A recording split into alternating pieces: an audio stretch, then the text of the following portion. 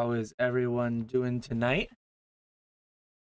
Um, Pokemon Boom, live market Q&A. I do not really have any epic rant to do to start this one. I don't have any major topic that I want to cover. I feel like I have an idea where the night might go, what chat might be having on their mind, what they might be asking, but I'm gonna try to not steer in any major direction. So I'm gonna wait for your questions. I see we got Ponga in chat saying LOL, get your own night.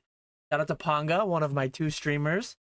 He is not streaming tonight. He is live over right now as we speak on Box Nostalgia with Bierski, and I believe Spat. I believe Spat was also joining him too. So clearly I'm not watching Box Nostalgia right now. Nor are you, unless you have two screens going. But I look forward to catching up on that one. I think they were talking Super Bowl, which I was not a big fan of. I made some bad calls. I hope no one took my Super Bowl calls as financial advice, betting advice. That would have done pretty poorly for you. But yeah, let me know.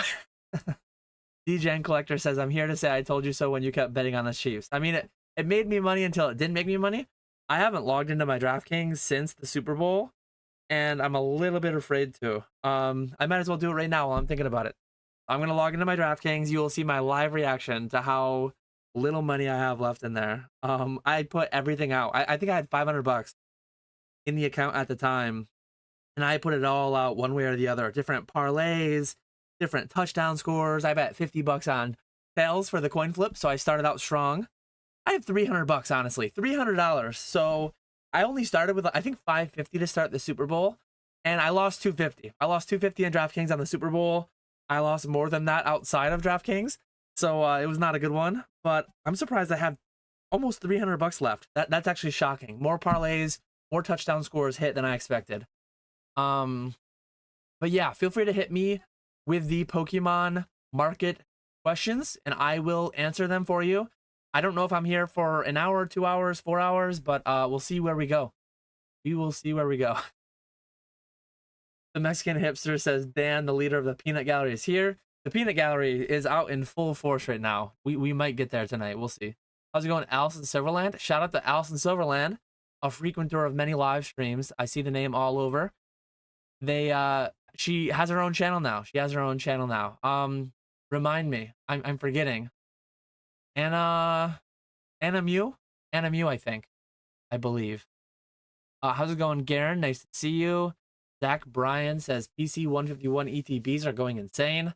I think I still have a couple stragglers. I was going through some stuff before I went to PKs for the base set box break, and I turned up a handful of PC ETBs from a pallet inventory that I bought quite a while ago now. So I just lucked into having those. I didn't realize I did. I wasn't consciously trying to invest in those. We got Retrospecs throwing the meat in chat. So let me, oh no, I'm not prepared, Retro. Retro, don't throw a direct link. I want that juicy affiliate link. Let me find the affiliate link to Retro's website. So shout out _Retrospecs on Instagram for all your wholesale Japanese needs on Instagram. Feel free to DM him. If you though, here we go. Welcome to our affiliate program. Here's the access dashboard. So if you don't buy 20 boxes at a time, you cannot buy from Retro on Instagram directly because he just does wholesale through there. If you want to buy trusted Japanese booster boxes, I should have had my order here. My order actually came in today, professionally packaged. The professionals over at Retrospecs Incorporated took care of me. And yeah, use code MEAT. Use that link there, or use code MEAT on your minimum $100 order, and you will save $5 off your entire order. So that's there. The wholesale's there. Also on my eBay, if you want to pay more, if you want to pay more money than Retro's wholesale price or his website price, my eBay's there too. Affiliate link below. It's good product. It's the same product. It's just a lot more expensive because eBay has higher fees. So yeah, continuing on. How high will Destined Rivals go for in this current market? 200 plus? It could be. Like I always say it, and it drives some people crazy. Dan's on the fence again. If Pokemon prints enough, it might be $99.99 shipped on eBay via P Football Pete. I don't think they will print enough for that. If they print very, very little and allocations are very rough, it could be $300 within 6 months. Surging Sparks is almost there. I don't know. I don't have like a great feel on it, but I think Team Rocket Destined Rivals has a fair bit more hype than Surging did. I don't entirely know though. So being that Surging is surging to 250 beyond, I think, yeah, anywhere between 100 and 300 within 6 months is quite possible. But that said, I am buying my allocation for 92.50, unless my distributors tax me up to 95, which maybe they will. But I'll be buying my whole allocation at 92.50. If I were an investor who was faced with paying full market price, I would not invest in surging at 250. I would not invest in Destined Rivals at 150, 200, 250, whatever the number may be. I buy at a percentage of market to immediately resell into the market at a higher percentage via the live streams. PK is live right now on Fanatics. Affiliate link down in the description below if you want to go check that out. There's free money waiting for you there. You spend $4.95 on shipping. You use code Ketchum20. You sign up through the affiliate link. You get 45 bucks worth of cards for $5. So like, it's a no-brainer to just go try, see if you like it, use your free money, and then from there. But the amount of investing that goes on at like 110% of market is just crazy to me. I never have invested at 110% of market. I would not advocate anyone to do it. But that said, you do whatever you want to do. You're an adult and you make adult decisions with your own money. So yeah. Let's see. How's it going? GM FSR 56. $50 illustration rares, auction as singles or in lots, off-center copies. Are you talking, I don't even know if you're talking graded ones or if you're talking, you must be talking near mint ones, just near mint. I would sell them on TCG Player as near mint. Shout out to Sky, that one guy.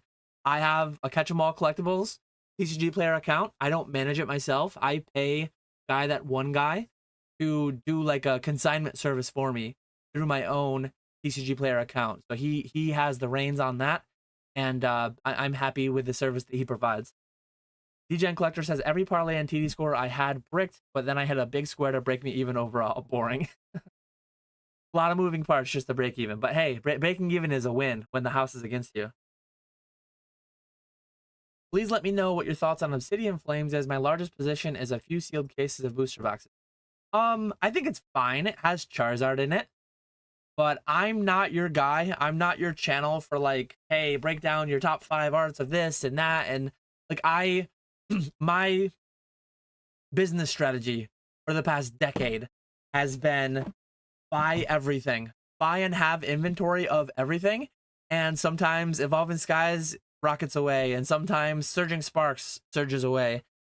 I don't know what's going to happen and when. I just buy a little bit of everything, and I have everything available on the live streams, and then whatever happens, happens. There are, being fair to myself, there are times that I have inklings, there are times that I have feelings. When Crown Zenith was $3.50 to $4 a pack, my buy price, not market price, but when market price was $5, and I was buying between $3.50 and $4, 70 to 80%, depending on my inventory level at the time, I had a good inkling, I had a good feeling that I really liked that price. I bought over 10,000 packs. I also declined over 20,000 packs that were at about $4 a pack. So hindsight, I don't know if he's here right now, but there is someone that frequents my chat that that's calling for $10 Crown Zenith packs in January. I still don't think that will be the case. We have 11 months to go though, and they're closer to $10 than they were when he started saying that. So we'll see where it goes. But I do my best to like, hey, this is what Crown Zenith is one that I really like. Obsidian Flames. No, not me personally. Aside from the couple Charizard cards, I couldn't even tell you too many cards in it. I couldn't tell you too many cards in most of the recent sets, to be honest. I know the hit cards better from XY era than I do from Sun and Moon and Sword and Shield era, to be honest. From Sword and Shield and Scarlet Violet era. Because at that point, I was interacting with it more. I was opening a couple cases of every set. I pulled the Silver Dialga from Phantom Forces. I pulled the Mega Gengar. I pulled the Mega Lucario Secret Rare from Furious Fists. I pulled the Kyogre and Groudon full arts from Primal Clash, and once you got into Primal Clash, once you got into some of those sets, it was like Roaring Skies was a gold dive ball, a gold, or the Shaman was a big one. But I truly know like the XY era hits better than I know the Sword and Shield and Sun, or Scarlet Violet. Sorry. Dan turning into a lumberjack. How's it going, TCG show? GM says, I plugged your promos on this little Discord called Pokenomics today. So meaty, that meaty $5 discount. Dan, thoughts on pork with applesauce? I'm a big fan of pork, big fan of applesauce. A little bit of pork chops and applesauce. You cannot go wrong. Let's see. People asking your opinion on their positions shows just how new they are to watching you. It's painful. I mean, everyone is welcome here, right? I'm doing a market Q&A, so I welcome all questions. But it's good to see. It's good to see that there are new people in here. A lot of people aren't really familiar with me and what I do and what the channel is here. But hop on in. You will see Dan is firmly up on the fence on just about everything. I don't have a magic 8-ball. I don't have a crystal ball. But if you ask me like, hey Dan, tell me what your position is in Crown Zenith versus your position in Evolving Skies versus your position, I will just tell you. I will answer most questions. I like to think I'm one of the most transparent people out there. A lot of times people don't ask me the questions that I think would be like, if I were the viewer having access to me to ask me anything, I feel like I would ask different ones, but I answer the questions as they come. So yeah.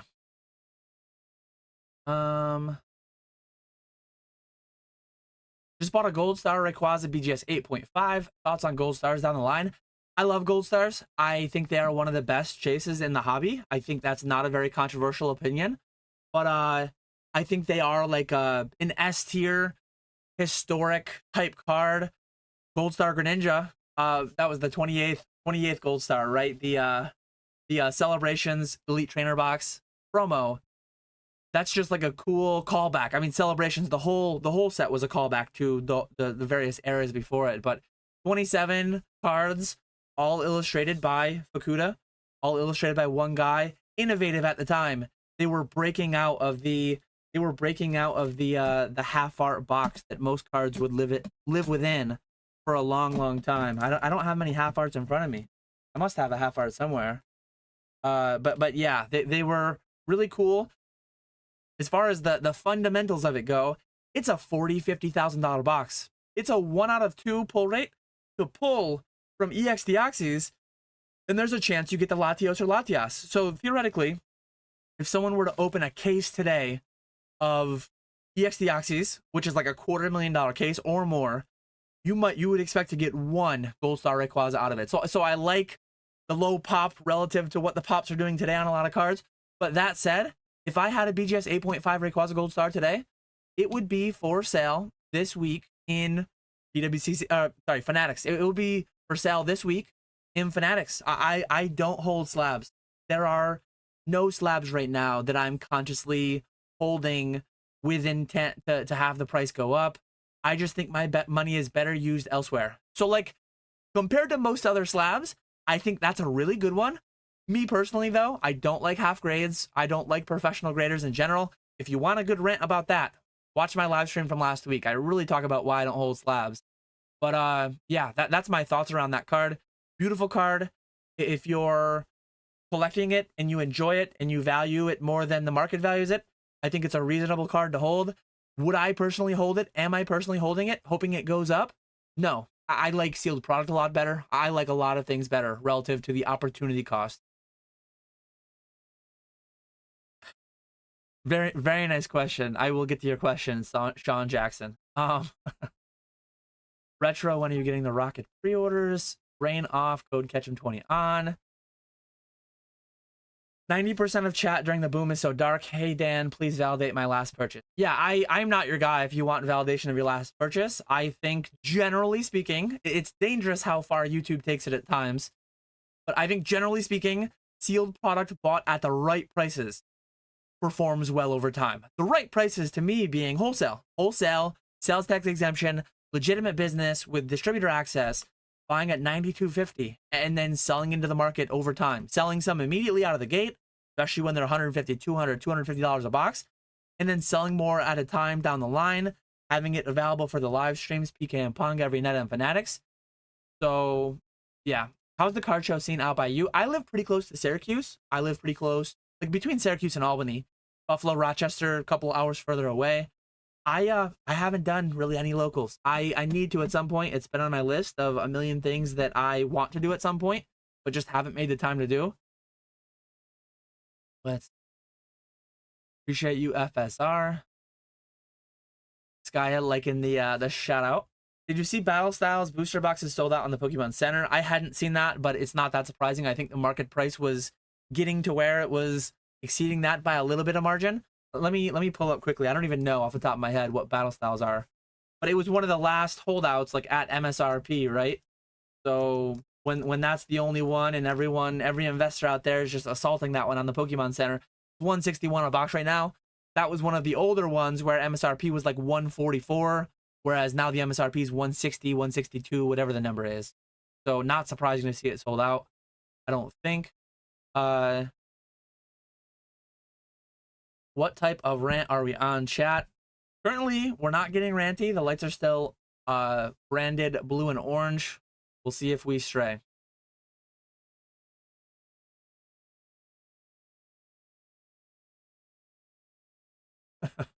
Is there a place to source a Magic 8-Ball? I don't know of any. If you know of any, let me know. Dan, what do you think of Pokemon Center's queue system? I heard about it.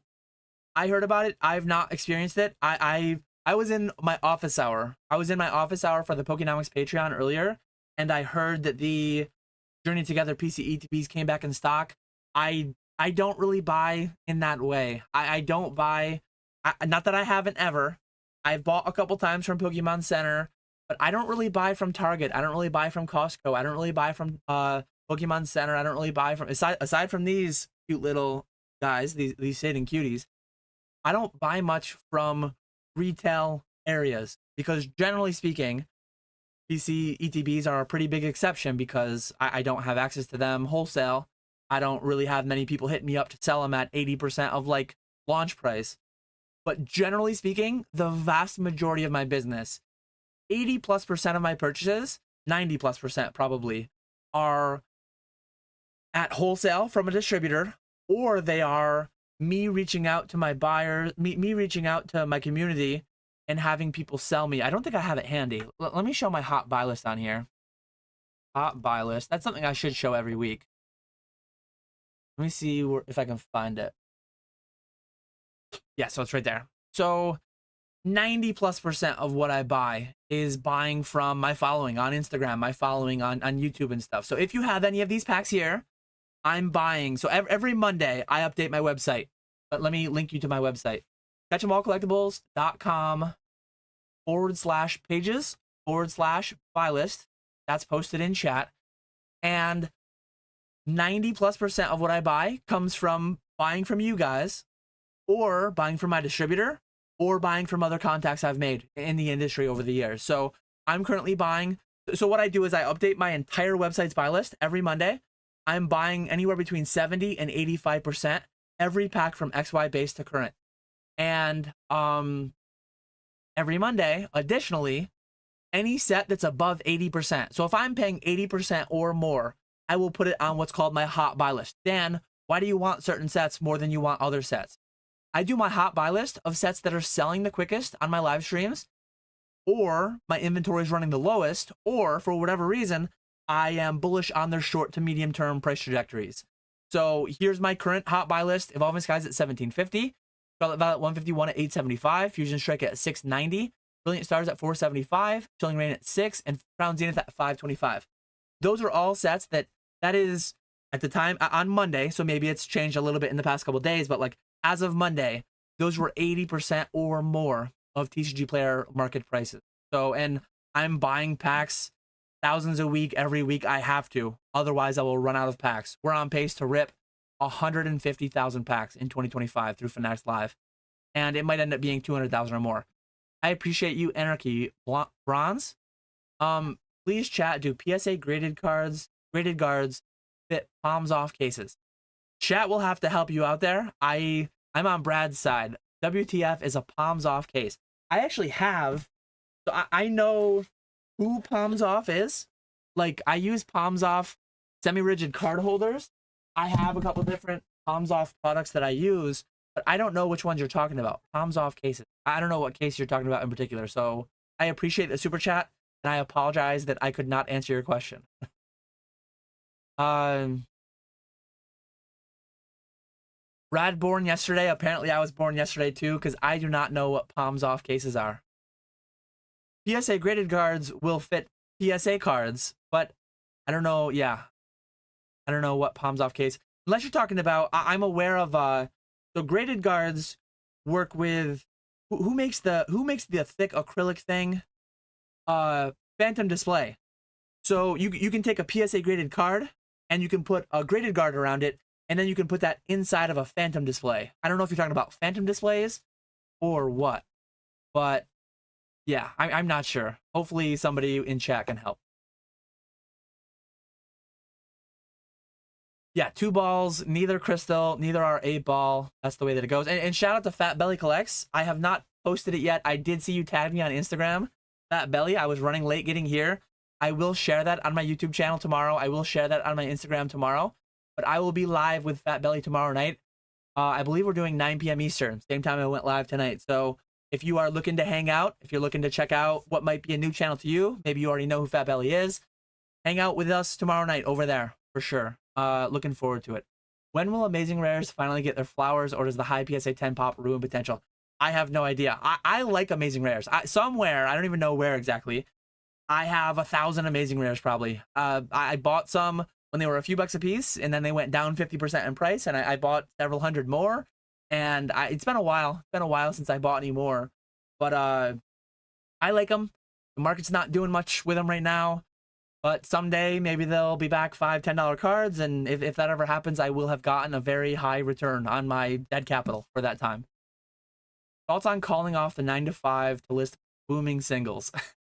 I have in my day. I back before I quit my job to go full-time Pokemon, there were definitely times where I took PTO. I took PTO to do Stein deals. Back in my Stein days, I took PTO to do coin deals. I got some coins up there. I've taken PTO to do Pokemon deals. So that's definitely all happened before. Yes. How many blooming waters do I have? One of the hot topics, people really on high alert about these things. I broke down every one I have, aside from like 12 or 18. I have a very select few. I don't have like an LGS. I don't post on Facebook Marketplace. I don't post on Craigslist. I don't post local sales. But I have a couple people that I'm friends with from high school. I have a couple people who I'm just friends with around me in real life.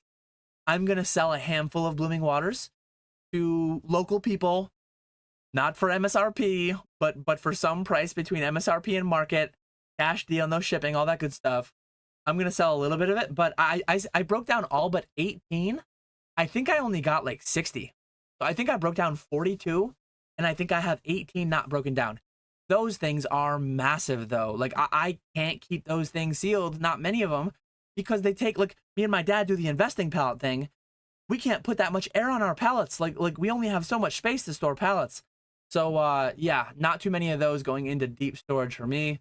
Maybe that's good for their investment potential, because like no one can fit them anywhere, so they're gonna break them all down. Who knows?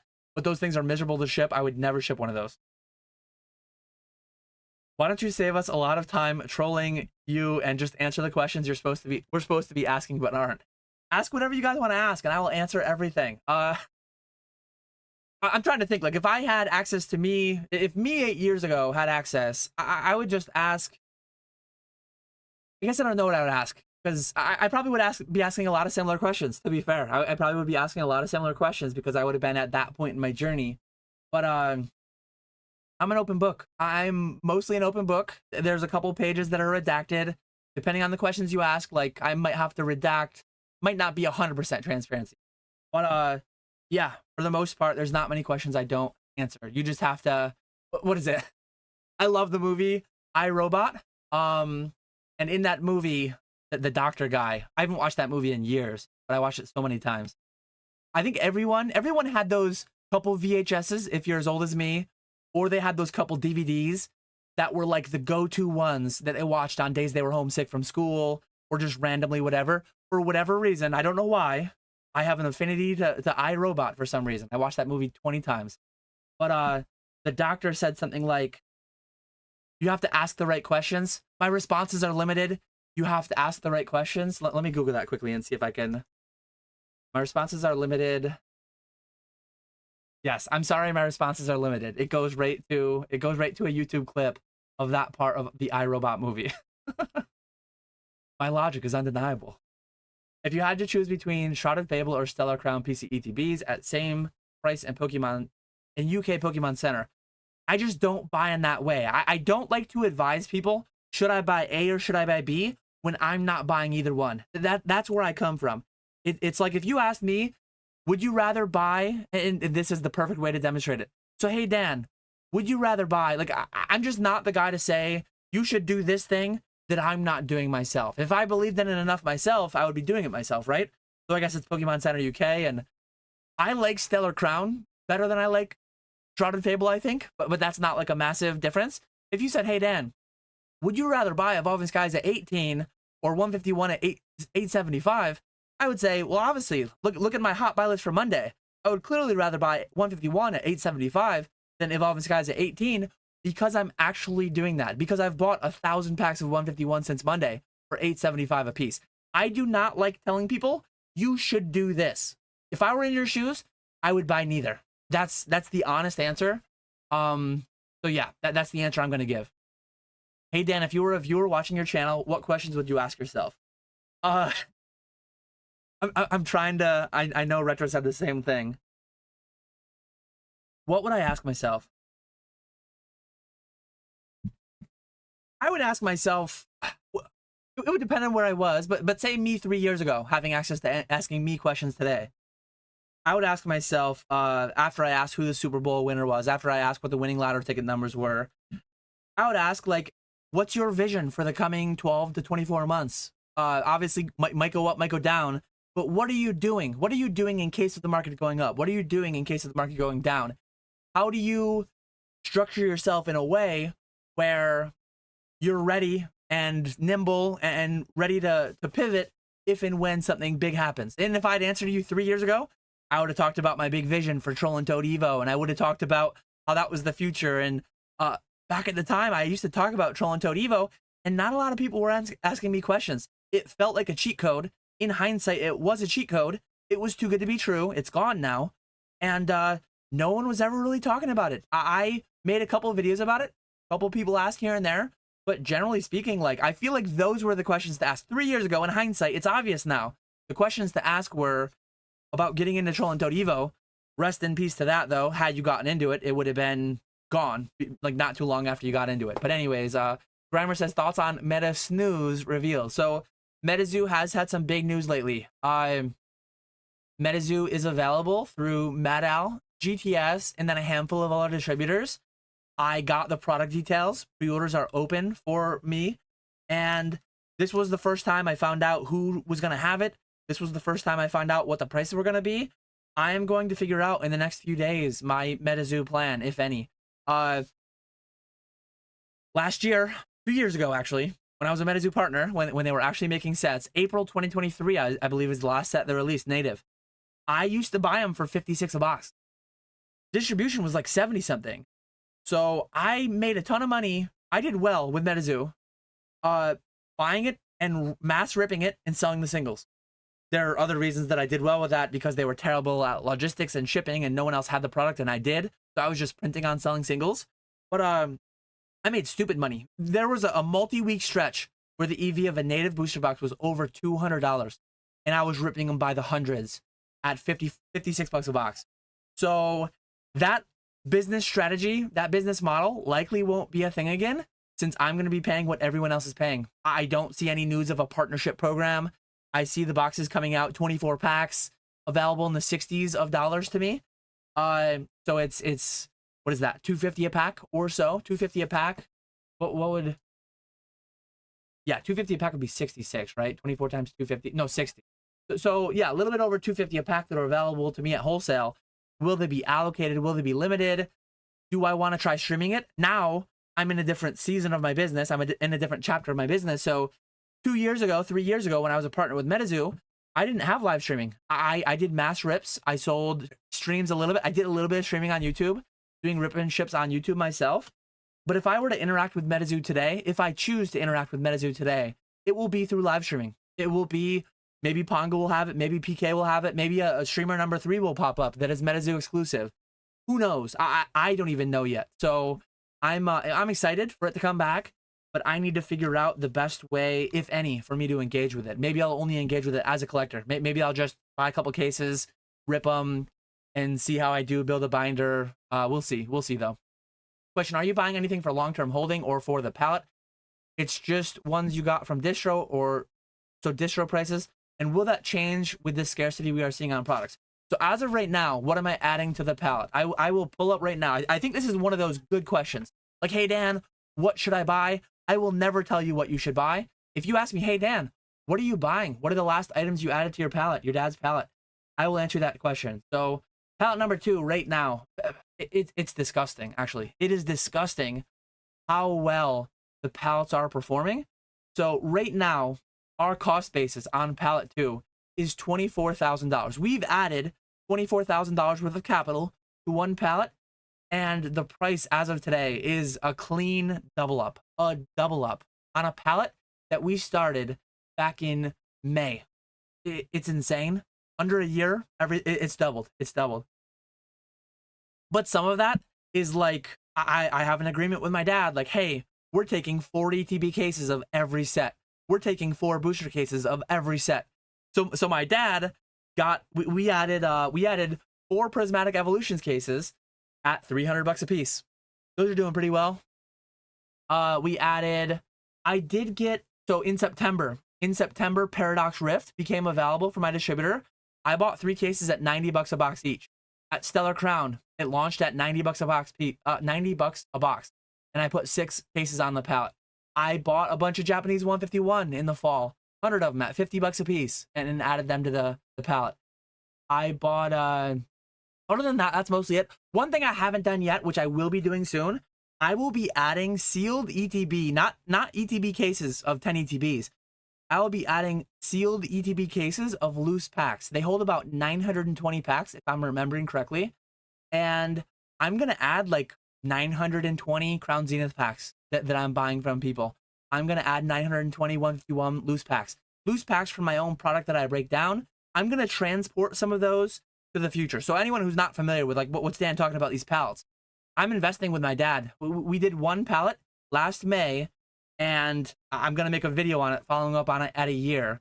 The numbers are just obscene. We put like 40 something grand into a pallet. I don't even want to say what the numbers are right now because I don't want to spoil the video that's a few months away. It's crazy. It's so crazy what it's doing. But everything was booster box cases, ETB cases, mostly from distribution as I got it. And pallet 2 is going to be similar, but it's also going to be like loose packs that I buy that are legit. Like I broke down Blooming Waters, and I had several hundred packs. Those came straight from distribution. I buy some from, shout out to Dan Azard, shout out to some of the other people that I buy from directly. But certain ones I'm like, this is, I mean, well, 99.99999% when I buy from my distributor. You can never be 100% confident, I don't think. But supposedly distributors buy from closeout LGSs. Supposedly distributors buy from other distributors. And it's like, could some funny business go on in there? Probably not, but like, I wouldn't bet my life on it either.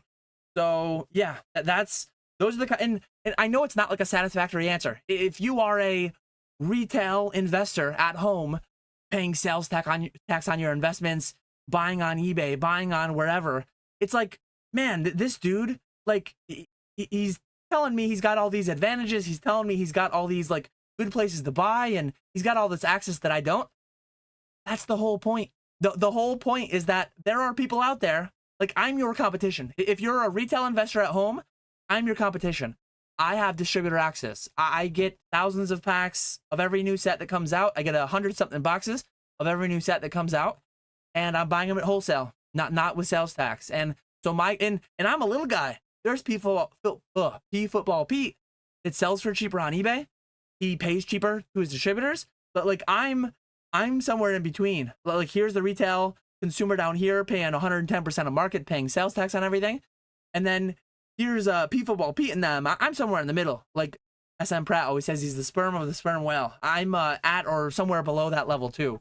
So big thing in investing, big thing in all this stuff is like knowing what you're up against, knowing what your risks are, knowing who your opponents are to some extent. So that's big. Dan, are you worried PK is going to leave you and go work for James? Not exceptionally, no, but I've said it before. PK Ponga, they're free agents. It would not be surprising to me if at some point in their tenure working for me as an independent contractor that they would have other people kick the tires on them, other people reach out, throw some offer their way. It wouldn't be that surprising.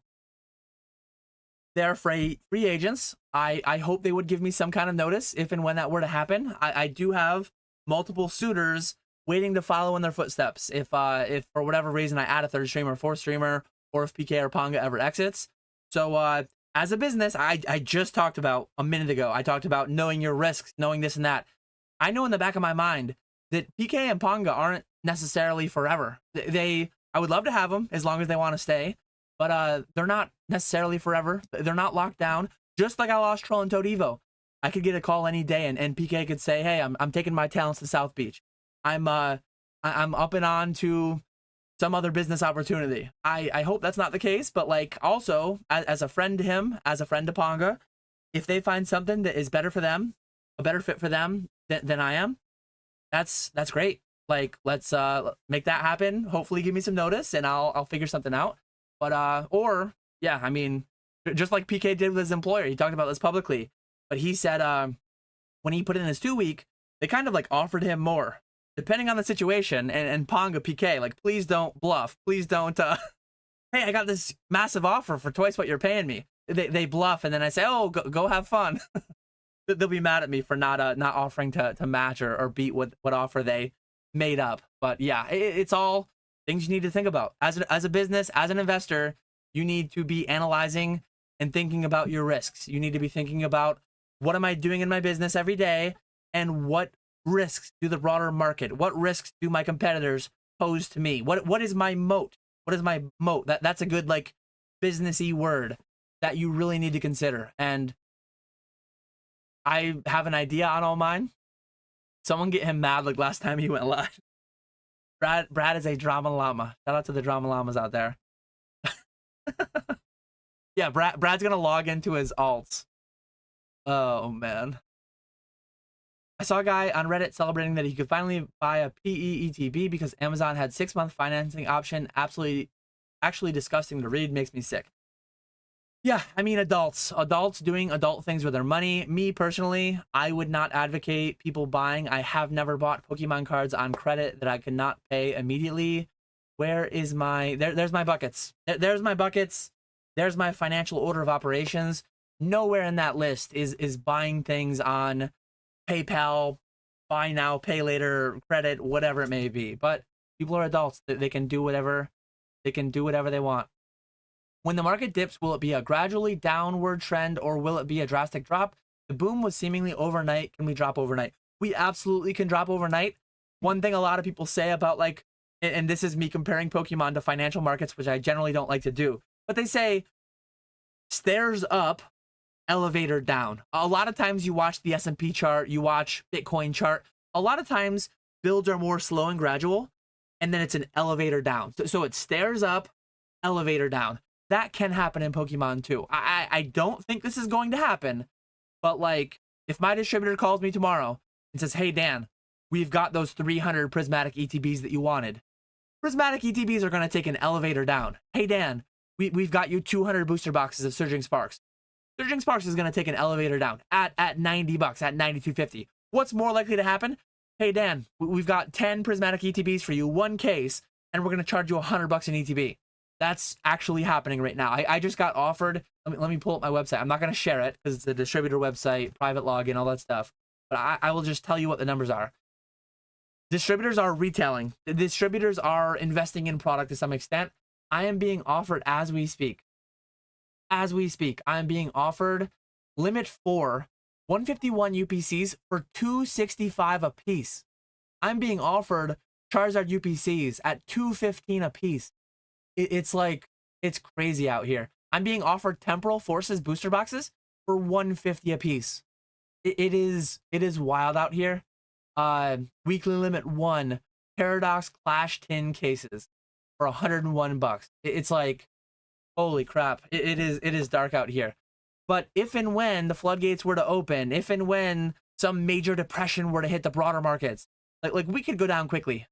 I've heard people say, heard a lot of people say, and I get it. I understand it to an extent. I agree to an extent. But I've heard people say like, oh, we're engaged every day. We would see it coming. There's a decent chance we would see some warnings and it would start to happen slowly. But it also could happen quickly for one reason or another. One reason being massive Pokemon restocks smashed all at once. Or it's happened in the past. Historically, it's happened. But a lot of times it's gotten gobbled up within 2 months, 6 months, 2 years, and then it's back to stonking out like we are right now. So I don't know. It was $51 and he was excited about a 6-month financing option. Yeah, that's, I would not advocate for that, but it is what it is. I'm not a pocket watcher, as someone like Brad would say, right? It's Brad says F those buckets. Racing up to vend my first couple collecticons. Any spicy tips for how to make the most of it? Bring cash. Cash is the best tool for buying collections from people. Take the most payment methods possible. Some people will only have Venmo, only have Cash App. Some people will only have cash. Make sure you have change for whatever your price is. If you have everything priced 5, 15, 25, make sure you have 5s to break 100, 5 to break 20s. A lot of people will pay in 20s. So yeah, cash to buy from people. Know your prices. Price everything. Label everything neatly, cleanly, clearly. The amount of tables that I go up to and they don't have a price on anything, it just blows my mind. Like, hey, can I buy that Charizard slab? Oh, well, let me look it up first. Why didn't you do that before you came to the convention? Why didn't you prepare? So those are my quick bits of advice. I am like 20-something minutes behind, so I'm going to try to catch up. Jersey's tough. Jersey's like a 4-hour drive for me. So someday I want to do Syracuse. If and when I plan to do a Syracuse one or an Albany one or a Rochester one, I'll try to talk about it. I'll try to post about it on my Instagram. I'll try to post about it on, I'll try to talk about it on my live streams so that I can see if I can meet up with anybody.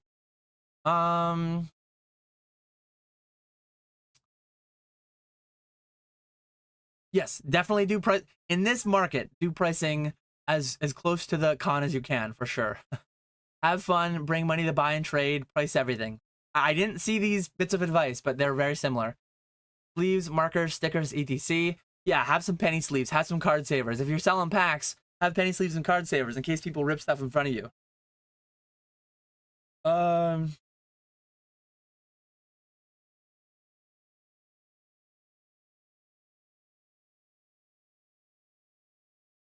I've never seen the Palms Off gaming case that holds graded PSA slabs. But anyways, that was 20 minutes ago.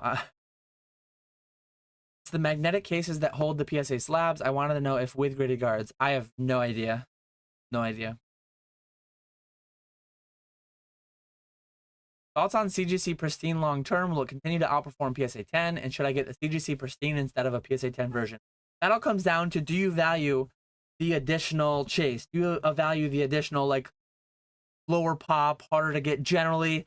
That said, watch my rant on grading companies last week. CGC is in hot water right now. CGC is in hot water over grading all the proto-hype cards, as SM Pratt calls them, the Alpha, Beta, Omega, Delta, Echo, Foxtrot, Golf, Hotel, India, the whole phonetic Greek alphabet, the whole what was I doing? The pilot alphabet. I never had much taste for those cards. Bad things are happening with that. So like, I don't think CGC will go under. I don't think CGC will cease to exist. But me personally, I don't value any third-party grader's opinion. I just don't care what they think. I slab stuff so that the market will accept it more, so that the market will value it more, and then I sell. I'm not collecting, I'm not investing, I'm not speculating in pristines or gem mints or black labels, or I'm a seller of all those things. So again, I'm not going to advise you on what to do. when I'm not doing either of them. I'm not like, I will tell you the walk that I'm walking, and I will walk the walk that I'm talking, but I will not just like, hey, which one of these two things should I do that you're not doing? I just, yeah, I don't have faith in that. DC ETB cases of some Scarlet Violet or booster box cases of Sword and Shield, not Evolving Skies. That's out of my budget. So this one actually, one of the two I'm doing. So I can tell you, what would I do? I would do booster box cases of Sword and Shield because I actually am. So I buy loose packs, I buy booster cases, I buy ETB cases, I have pallets of booster box cases and ETB cases. I have some shelving units of them. I would pick, so out of these two things, one I'm not doing, one I'm doing. I'm not telling you to do it. I'm just telling you which one of the two I'm doing. I am doing booster box cases of Sword and Shield. That said, I'm not doing them on TCG Player for 100% of market plus sales tax. I'm buying them. If you want to sell them, feel free to reach out to me. I'm paying anywhere between 75 and 90% for booster cases of Scarlet, Violet, Sun and Moon, XY, Sword and Shield, all those eras. I haven't been buying a ton lately. I've been more of a net seller recently, sending a little bit to Probstein. A lot of times I'll just tell people like, hey, I'm not really in the market for an Evolving Skies case right now. I would personally, if I had one that I wanted to sell, I would consign with Probstein. I would consign here. I would do this. I would do that. I'll just tell people what I would do as opposed to making them an offer. Because some of that stuff, like, I just don't want to type the money in an additional Evolving Skies case right now. Oh, man. Dan, can one use saliva to rub a card before grading with PSA? Neo cards and comics. There was a funny video today that I saw come up on my feed. So there was a serialized card, a serialized sports card that had an auto on it. It was a PSA 9 originally. Somebody bought it, cracked it. They used Kurt's card care on it, and then it graded a 10. They talked publicly about having used Kurt's card care somewhere, and PSA then deactivated the same card with the same smudged auto from using Kurt's card care with the same serial number on the back. PSA regraded again as a PSA 9. This is why I don't value PSA's opinion, CGC's opinion, BGS's opinion. I'm more confident in my competence, in my expertise, grading and authenticating cards than they are. To be fair though, I still use their services because most people in the market like don't know who I am. Most people, if I said Catch 'em All Collectibles, this card is genuine, this card is mint, this card is like if I said this card is mint, this card is genuine, and it's really nice. If I tried selling this into the market as that, no one knows me. No one cares about my opinion. People care about PSA's opinion more than they should, I think. So I sell their opinion. I sell CGC's opinion. I sell BGS's opinion. But I don't value them. But yeah, going back to your question, as Nat Turner once said, don't be dumb. It's obvious. It's obvious what's allowed. PSA, don't be dumb. Why are you grading a juiced card with Kurt's card care and then cracking it out and it's a serialized card, hard numbered, and then you regrade it again? What are we doing here? What are we doing? I don't want to go back to last week. Red Light Dan ranting over grading companies was last week. That was a little flash. I'm getting flashbacks. I'm asking a question then. What's the equipment you're using for your live streams? I think I have them all on my website. Let me double check to make sure that's actually the case. I have Elgato lights. I can control my Elgato lights from an app on my phone. So if I need to turn the lights red, I can do that. It's very clean. It's very nice. So yeah, I have the Elgato control center right here. I can click buttons. I'm not gonna do it for real. Oh no, what did I just do? I turned my orange light off. I'm gonna turn my blue light off. I'm gonna turn these lights off and then back on. It's super clean. It's super handy. I have a Stream Deck, an Elgato Stream Deck right there that I don't have hooked up. I don't use the buttons on that, but I have a Stream Deck. I have Elgato lights everywhere. I have a Logitech 1080p camera. I have like 4 of them. Our desk camera here, face camera there. I have a Snorlax camera over there. I haven't used Snorlax in a while, but I think that's everything. My PC is a custom built gaming PC, so that is all the equipment. I believe it's on my website, Catch 'em All Collectibles, recommended products. So these are the products I use. Yes, my streaming equipment is all linked. I will leave a link in the comments right now. All my streaming equipment is linked if you want to buy any of it. If you like what I have the shelves linked on Amazon. I have the clamps linked. I have the microphone linked, all that good stuff. A Blue Yeti microphone I use. I did see.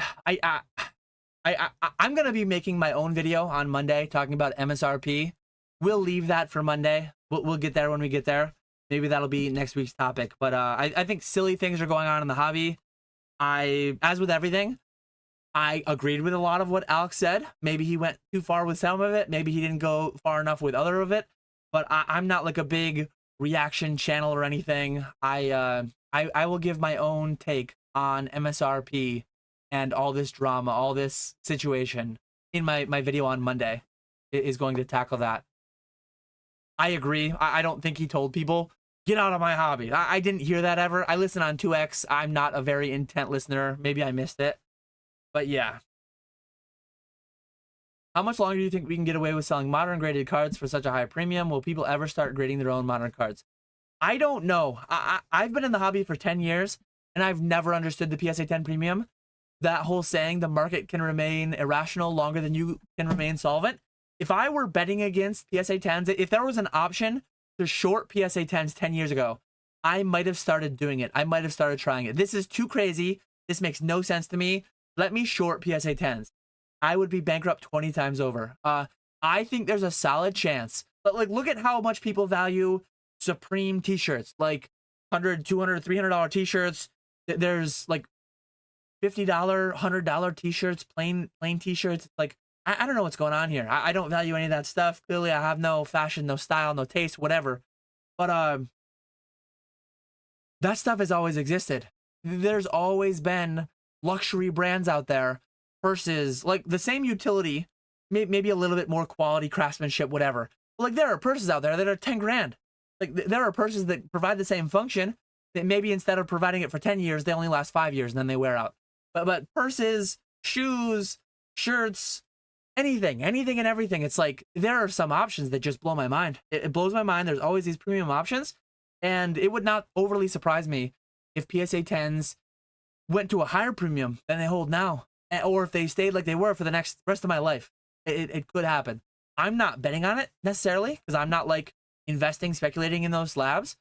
But I'm making a bunch of money grading and then selling, grading and then selling. I hope I can continue that.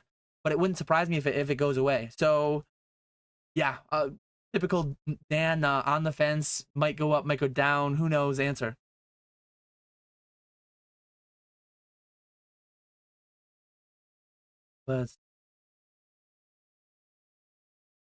Don't be salty in a boom, folks. Save that for a bear market. Have a good, yeah, Retro's actually live tonight too with Rob Burns. I've been on Rob's channel a couple times.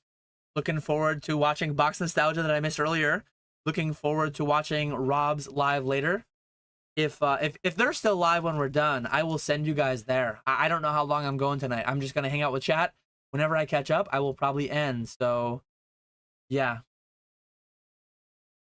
Any sitting cutie's gonna make it onto a pallet one day. I mean, when I started buying sitting cuties, I believe the retail price of a sitting cutie when I started back in my day, I think they were $11.99. Maybe some were $11.99, some were $10.99, some were $12.99. Most of them now are like, what are they? $14.99. Some are $16.99. I mean, I'm performing pretty well. I think they're outpacing inflation. So I'm pretty happy with my sitting cuties portfolio. None are currently on the pallet, but maybe I'll throw a cheeky. Let's see who's available. Jolteon is available right now. Charizard's available right now. $17 for Charizard. Actually, Machamp is only $10.99, so some are still $10.99 apparently. Must be the ones that never sell. Poor Machamp, poor Nidoran. They're only $10.99. But yeah, Rhydon $10.99, Golem $10.99. I guess my investments aren't performing as well as I thought.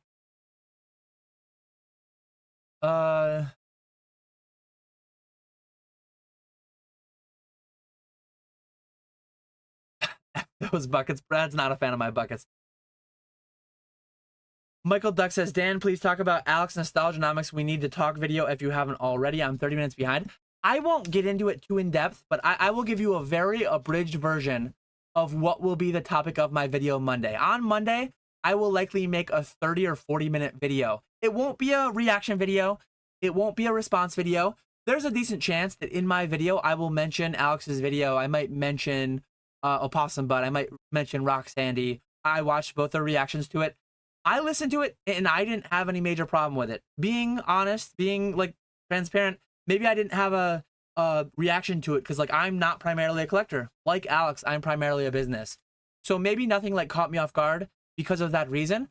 But I'm on his side on a lot of the things he was saying. I agree with. Like, I am a business who does not sell for MSRP.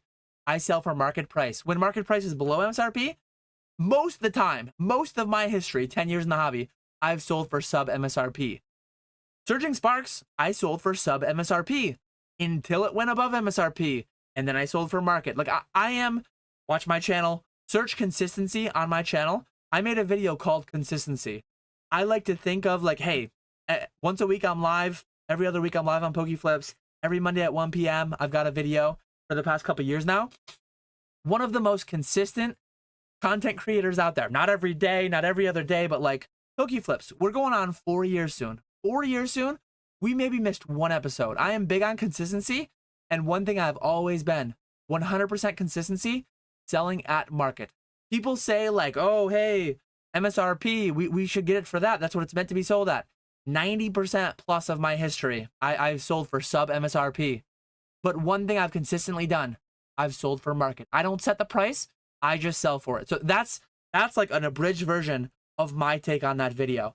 People that think they're entitled to buying it, that's not how limited luxury items work. Not everyone can buy for the prices they wanted to. And the only reason they want to buy for MSRP is because MSRP is below market. You don't hear the term MSRP. You don't hear the acronym MSRP. 95%, 90 to 95% of hobby history, 10 years I've been here, MSRP is not in the lexicon of the Pokemon sphere. It only is those exceptional times when MSRP is below market. I could be wrong here, but I would guess, I don't have a crystal ball, but I would guess, like every other set before it, I think Prismatic, I think Surging Sparks, well, Surging Sparks already has been, so that one doesn't even have to be. Surging Sparks has already been available, sub MSRP, so that one's already happened.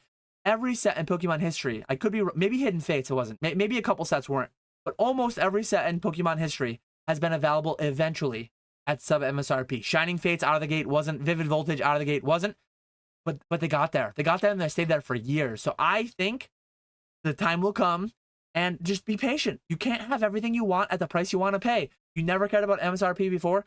So that's like, that's an abridged version. We'll get to the deeper one in the future. Let's see.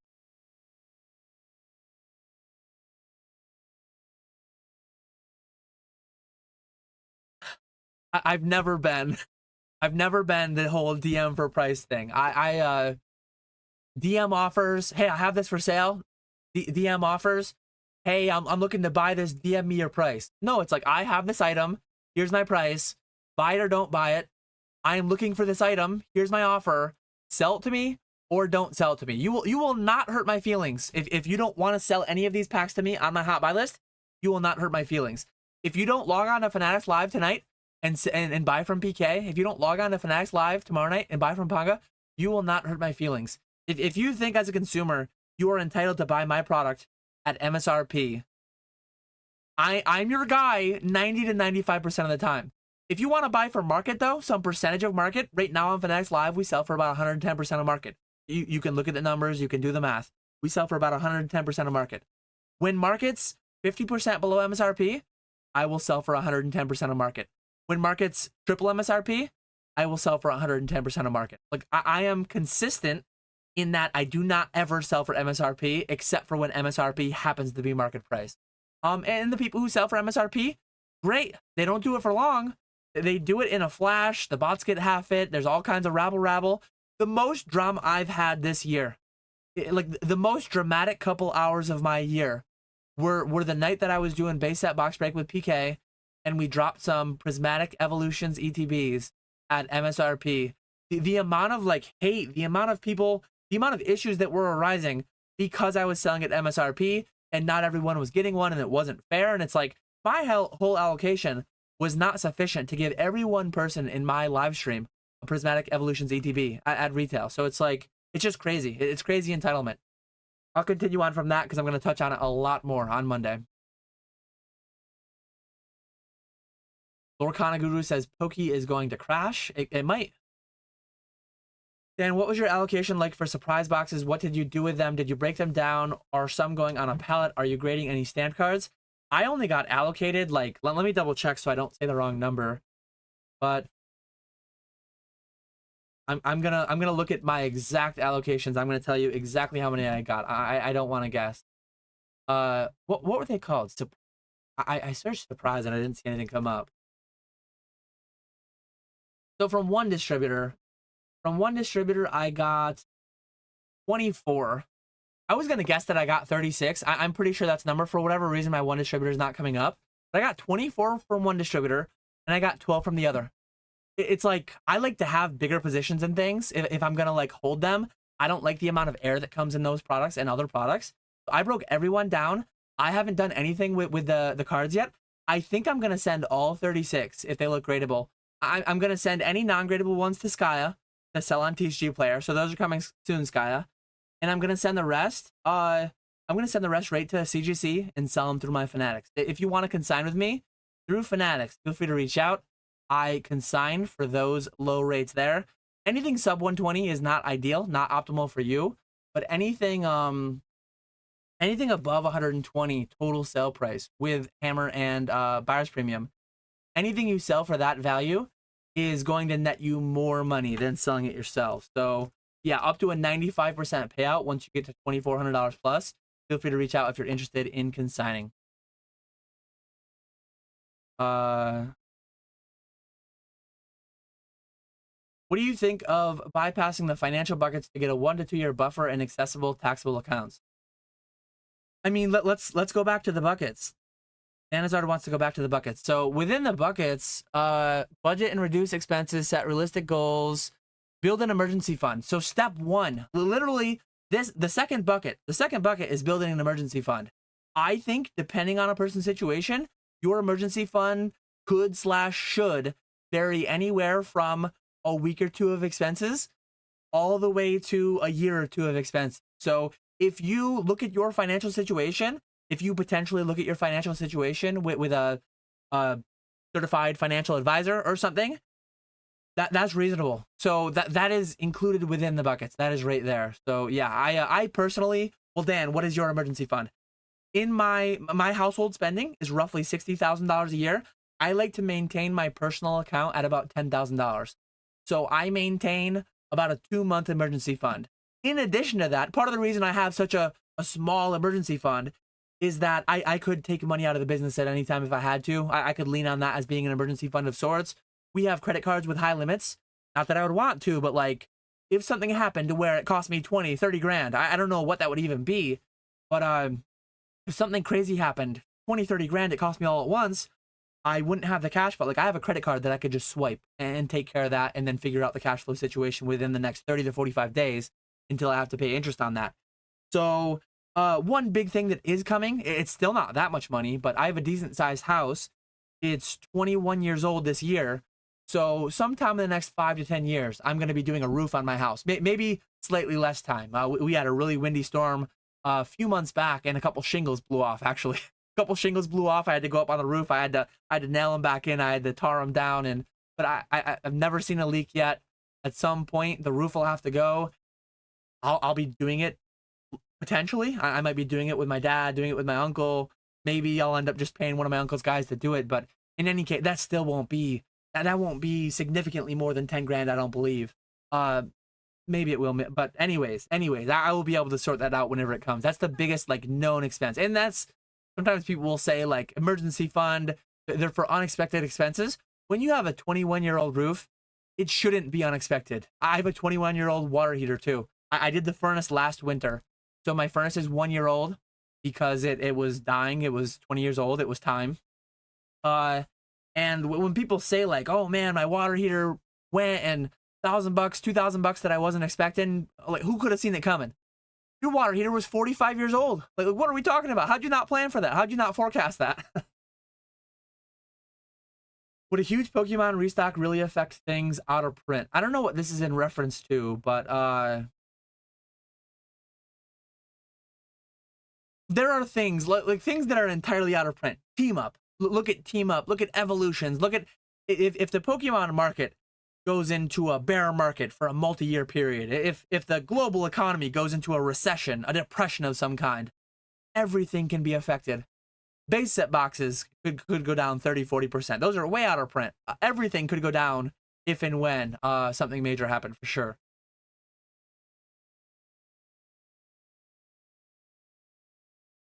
How's it going? Let's rock it. Things are going very well over here. It's been busy. It's been busy, for sure. I do grade with BGS from time to time. It is worthwhile to gamble every so often on certain cards. I just sent out 50 cards. I sent out 50 cards to Beckett yesterday. My first grading submission of the year. I sent 50 cards to Beckett, going for the Black Label Lottery. I sent 150, I believe, to PSA. No, 200 to PSA and about 100 to CGC. So I sent out my first cards of the year just yesterday. Pokemon is not fun anymore collecting. If you're not having fun, and I think this is some of what Alex was saying. I think what Alex said was taken out of context, and I think what Alex said was mischaracterized a little bit. But if you're not having fun in any way, like, try to engage. If you're not having fun at all with what you're doing today, don't do it tomorrow and expect different results. Like, insanity is doing the same thing and expecting different results. So the market, like, maybe it will change someday. Maybe you'll be able to interact with the way you used to and have fun. But if you're interacting the way you used to and you're not having any fun, and then you try it again next week, you interact the way you used to and you're not having fun, at some point you need to change how you interact a little bit. Maybe collect different sets that are more affordable. Maybe buy singles. Like, some of these things are almost word for word what Alex was saying in his video. And then I listened to these response videos, and it's like, yes, he said that. I think he said that. I think that's a little bit out of what he was saying, but I've made my voice heard on what I think about response videos and why I'm not a huge fan of them. But yeah. Yeah, if a vendor says the prices are changing so fast that I'm not going to mark prices, they can do that if they want to. But like, I think if I were vending, I would always have clear labeled prices. I think that's laziness. I think that's laziness. And if you don't have the time, it's like, okay, you don't do it, and that's fine. You choose to not do that. Part of the reason I don't vend, part of the reason I don't like vending, and I don't intend to vend much in the future, I hated pricing cards. I hated pricing cards, and that was before we were booming like crazy. That was before I like just chucking cards to PK and Ponga and having them auction them. Chucking packs to PK and Ponga and having them buy it now them. A lot easier. If you can pick one item from Prismatic to invest in other than the PC ETB, which would you choose? So again, I'm not going to tell anyone to do anything. Like, I'm not telling you. I'm going to tell you the only item from Prismatic that I'm investing in. I would call it more speculating, but YouTube is a lot more happy when I say investing, so I will say it. I'm investing in ETBs, regular ETBs. I added 4 cases of ETBs to a pallet that I will not be touching until 2030. I did not sell them when they were 120, 130. Now they're 100, 110, whatever they are. I am forcing myself to not sell them until 2030. What will they be in 2030? I have no clue. But those are the only items from Prismatic that I'm investing in. Loose packs, I guess, too. I have a few thousand loose packs of Prismatic because I bought like 2,000 in the past 2 days. So yeah, those are the only items that I'm speculating in. Let me look for the live current number. I have 3,122 packs of Prismatic Evolutions right now. Poke will tank, sell all cards, invest in 401k, stocks, real estate, maybe buy your first house. Lorcana Guru sounds a lot more confident than I am about all this. I would not advise listening to some random person on the internet, myself included. But Lorcana Guru is saying what they're doing. If people want to say what they're doing, I'm perfectly fine with it. That's what I do. Here, I'm one dude. This is what I'm doing. If you want to follow along, like, feel free to follow along. If you want to copy a little bit of it, I'd tell you to, like, be careful, know the advantages that I have that you might not, know the advantages that you might have that I don't, and maybe something else is better for you. It is most likely that there is no one singular person on YouTube that mimicking them exactly will be your best path forward. Probably creating some plan for yourself based off what you believe, what you see, what you think, and go from there. That's what I do. Fat Belly says, when I'm getting lowballed on percentage at the cons, can I use your consignment rates to show how bad I'm getting lowballed? Absolutely. Say like, hey, I could consign with Z&G and get this % on this. Hey, I could sign with Catch 'em All Collectibles and I get this % on this. Hey, I could consign with Probstein and I could get this % on this. One thing that they might say, which would be a fair retort, is like, hey, I've got cash in hand right now. and Dan and James and Probstein, they're going to take a few weeks. That would be a fair retort from them. I actually, multiple times in the past couple of weeks, I have had people reach out to me, say, hey, Dan, I want to sell you this case of SV, this case of a Sword Shield, whatever the set may be. And I'm like, I really don't want it. I would offer you 75%. You'd be better off consigning with Probstein and netting 95% on what it sells for over $1,000. And I've had people sell me stuff like, no, I want the money now. I don't want to consign. I don't want to auction. I want to sell to you for 75%. I'm gonna express it to your PO box. And I'm like, okay, I'm literally just going to take this and I'm going to auction it with Probstein. And they get it to my PO box. I verify, I pay them. I send it to Probstein, and I make 10% margin being patient for a few weeks. Did they need that money to pay off a credit card? Did they need that money to go on their honeymoon? Did they, like, I don't know. It's not my, like, it's, yeah. But I have literally told people, like, I am just going to take what you're selling me and do this with it. And then they continue to sell it to me, which completely fair and fine, right? Like, if you can't, like, some people will say, oh, Dan's only paying 75% on sealed cases. What a scammer. You don't have to take it. I literally try to talk people out of taking it sometimes. Like, that's how little I want it. I want it so little that I'm just going to auction this here. I'm going to tell you what I'm going to do with it. I don't want to do it. You do it. And then they still sell to me. Like, how do you get mad at that? So, some of this whole MSRP thing, too, is like, people are creating victims out of themselves when no one is being hurt. No one is like, it's so weird. Adults making adult decisions, yada, yada, yada.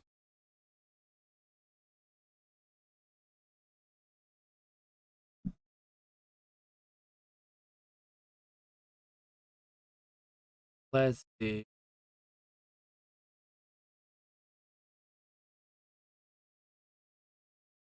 Oh, the SM210 that I showed. This one is this one's not gradable. This one's not gradable. This one's going to Ponger PK. It's near mint, but it's not gradable. It's gonna go get sold on a live stream.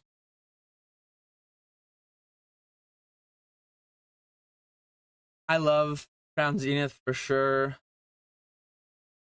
Yeah, T-Mobile home internet is what my internet firing up all this equipment that I talked about. Can you give us a quick Snorlax cam shot? I don't think I can. I don't think that camera's even aiming there anymore. I think I knocked it down. Yeah, the camera's like, the camera's right behind my monitors, and Snorlax is over there against the wall with a green screen. I used to have. Is anyone in chat that was around for when Snorlax became financially independent and we called into Snorlax? I had him right here on the Zoom call, and he was at like a beach. Does anyone remember that little skit that I did? That was fun. Mega LOLK says, thanks, Dan. You're so chillin', non-assuming. Love it. Then Brad says, Dan about to get canceled. Let's go. Oh, man, that's funny. People nowadays do have a very short attention span, and I'm probably not, like, I'm probably not significantly out of that. In Pokemon, I have a long attention span. I will listen to 3-4 hour live streams, just like I will make them. But yeah, TikTok brain is a real thing for sure. Pooping Turtle 69, nice to see you here. I kind of understand the PSA 10 premium. Condition is everything in collectibles, especially to high-end collectors. I agree, condition is everything. But like my whole point, and if you listen to my live stream last week, I'm not going to rehash it all out. My whole point, though, is that PSA 10 is not like a firm, repeatable thing. PSA 10 is a very wide variance. You grade it, it's a 9, it's a 10, it's a 9, it's an 8, it's a 10. It's too imprecise for me. It's too inaccurate. It's too inconsistent for me to give it any value. So that's one guy's take, though. Clearly, the market doesn't agree with me because the PSA 10 has a pretty universal premium. Do I think Shining Fates prices will go up anytime soon? I don't have any like drastic feeling on Shining Fates. It sat dead for a long time. Let me pull up the Shining Fates product pricing. Let's see the ETB. So I don't hold any of these long term. A year ago they were 45. Today they're 76. They're not up 100%, but they're not far off. And a year ago they were 45. 6 months ago they were also 45. So they've gone up over 50% in like the last 6 months. If you were thinking about buying things today, like I would absolutely buy Shining Fates packs at 70 to 80% to sell on live streams. But I'm not buying Shining Fates ETBs at 100% of market to invest in. I always say, a thing I always say, and it's wise words for an investor. Don't go broke on good deals, and then when a great deal comes along, you won't have the opportunity to get it. Like, buying anything at 100% of market might it go up? Absolutely. But all the time, through different coupons, through different connections, whatever it may be, all the time, you can find things that, like, anyone can find things at 90 to 95% of market. If you're looking hard enough, some people can find stuff 50% of market if it's prismatic, which is double MSRP. But I wouldn't advise for speculation or investing. I wouldn't advise buying anything at 100% of market. And some people out here are buying at 110% of market. They're buying at 100% of market and they're paying sales tax on it. And that's what always blows my mind. What always blows my mind is paying 110% of market as an investor. Like, I do all my investing, speculating, aside from when distribution is 90 a box and P Football Pete is 90 a box. I guess I'm paying 100% of market through my distributor. But like, that's a little bit different too. And the history of the hobby, there have been more times in the history of the hobby. This is a good note for my video on Monday. Let me add it to my note file. So there's been more times in the history of the hobby, more times where wholesale is available to the end consumer at retail, on eBay, on Amazon, wherever it may be, TikTok coupon deals. There's more times in the history of the hobby where wholesale is available to the end consumer than a product is above MSRP. By far. And the few times, and maybe some are, this is going to be maybe a little bit of a hot take. Maybe some people will push back. Maybe I'm wrong here. But in the times that market is below wholesale, which has happened several times, LGSs aren't like crying. Maybe some do, but I'm not crying like, hey guys, please buy my stuff at MSRP. I'm going out underwater here. I'm going to go out of business. So LGS owners, biz, don't cry for MSRP when product is wholesale. But then the second that market goes above MSRP, the second that happens, the consumer's like, hey, LGSs, don't be mean to me. Sell me product at MSRP. It almost feels like the light should be red for this one. But yeah, there's been so many times in my past 10, 11 years in the hobby. 2014 is when I got back in, so I need to start saying 11 years. There's been way more times where I go to ebay.com and P Football Pete is selling product for lower than I'm paying than there has where product is above MSRP at launch. So it's like, what are we doing here? What are we doing here? It's crazy. Do you think auction end day matters? Is Sunday the best? I think people worry way more about auction end days and things like that than matters. I think people obsess over things like that, and it's not a huge deal. I did an investigation into it before. I think like Monday was the highest end price for a handful of a selection of cards that I looked at. But yeah. Pooping Turtle 69 says maybe Monday night is questionable. But Probstein ending on random days, people way overanalyze, people way overestimate how much that matters, in my opinion. Question kind of random. Do you think the word evolutions and prismatic evolutions as a search keyword, do you think like keyword props up XY evolution? No, I don't think so. I think before prismatic evolutions came out, I think XY evolutions was doing well. It went to 1,000 in the boom, and then it retraced to 700, and now I think it's back to 1,000 or more. So I don't know. J-Day says, I paid $117 for a Shining Fates ETB 4 days before release. Things will calm down. People just need to be patient. Absolutely. Absolutely. Maybe Champion's Path never was. I wish TCG Player and stuff went further back. Let's actually do it right now. Let's do an investigation. So let's look up release date of Champion's Path. We're going to do this live on YouTube right now. I will give you the tools to show you how you can look at historic prices beyond that of TCG Player. So I'm going to pull up TCG Player. I'm going to look up Champion's Path Elite. We are going to pull up this. We are going to go to here. Hopefully my desk camera is not on. You will not see my mess. I'm going to cover it just in case it is. Okay, it's not good. I have 1099s on my desk that show my my numbers and stuff. So Champions Path ETBs are $99.99. And I have way too many tabs open. I don't want to show you all my tabs. Most of them are, yeah, they're all just email and this and that. But Champions Path ETBs are $99.99. We can only go back a year. So they've been anywhere between 95 and 115, whatever. I'm gonna let me get the things pulled all up before I go going through my showing my saved passwords for different websites and whatever. But I'm gonna go to Hills Wholesale Gaming. I'm gonna Google the release date for Champions Path, and it was released on September 25th, 2020, in the thick of the boom. I'm going to go to what we call the Wayback Machine, and I'm going to use our friend Hills Wholesale Gaming, and I'm going to see September of 2020, what were they selling Champions Path for, and I'm going to see if I can see what they were selling it for like a year later.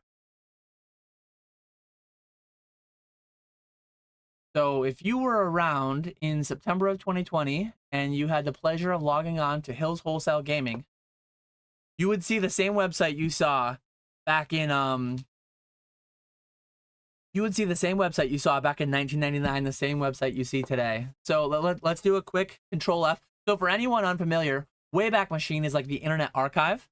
It shows you what a website looked like on various dates. We are on September 18th, 2020. The release date of Champions Path was September 25th, 2020. So presumably, they would have had a little bit of Champions Path listed at this point. Let's see if that's the case. Here's Champions Path right here. Sword and Shield, Champions Path, Premium Collection, Marnie. I am not even close to where I'm supposed to be. So they have the Pokemon Sword and Shield, Champions Path, Premium Collection, Marnie at 45. Those were coming up soon. Let's go a little bit ahead to October 30th, 2020, and let's see what they had for Champions Path. They had Champions Path ETBs at 75, Special Pin Collections at 40. And one thing I'm saying too, maybe the ETBs weren't available, but maybe one of the double, I believe was double collection boxes. Was that Champions Path or was that a different one? Let's look though. Let's go into Pokemon. Let's go into this and let's look up Champions Path and let's go to 75 instead of 80. Let's go another time into the future. Champions Path might be the exception to prove the rule. I genuinely don't know. Champions Path double boxes, so I'm right. So double boxes, if I'm remembering correctly, 4 packs. The MSRP should have been $19.99. That's 20% over. Oh, I'm not showing you the prices. So the MSRP would have been $19.99. Holy crap, it's so wide. I can't get it all on the screen. Let's try to get it all on the screen. But Champions Path boxes, double boxes. So maybe you wanted ETBs, maybe you couldn't have exactly what you wanted. Think of the children, blah blah blah. But like ETBs were 65. Hatterene V boxes. So that's 4 packs for 20 bucks. Boom. Debunked. Champions Path was available on November 30th, 2020 at MSRP for the Hatterene V box. So even Champions Path coming out in the boom of booms. Double boxes were close. Hatterene boxes were right there. Now they're coming up a little bit. But let's go a little bit further ahead. Mr. Walrus says Champions Path still the best set. 2 chases ours. Let's look up Path again. But we debunked it right there. Now, if you waited too long, ETBs are up to 95 now, and special pin collections are 40 instead of 20, 25. But doubles and Hatterenes are out of stock. Doubles and Hatterenes. Maybe you wanted the ETB. Maybe you wanted this. Maybe you wanted that. But if all you wanted was Champions Path packs, we just proved it right there. There was a time where they were available at MSRP. So yeah, that was the mission I set out on. Hopefully everyone will have seen that. Hopefully everyone, that's actually investigation that I was going to do for my, I would have thought of Hidden Fates. I wouldn't have thought of Champions Path, but we did it right there. Champions Path was available for MSRP.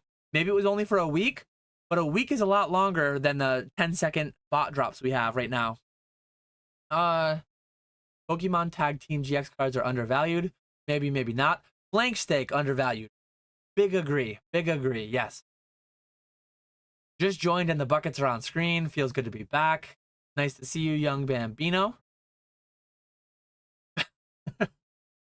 Sounds like Dan's dad was on the roof nailing the shingles. Dan was at ground level holding the ladder. When the shingles blew off my roof, I was the only person. I might have texted him a picture and I might have been like, hey, Dad, I usually hold the flashlight. Am I doing this right? Occasionally I will send a text, but I've done a lot of stuff on my own. And yes, Walrus, it is LADDER for the thing that makes you elevate your height.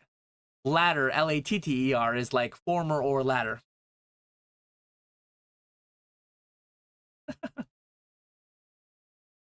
Witchin Malanga says, Z, you never answer messages on eBay. I'm not Z. I'm catching all collectibles.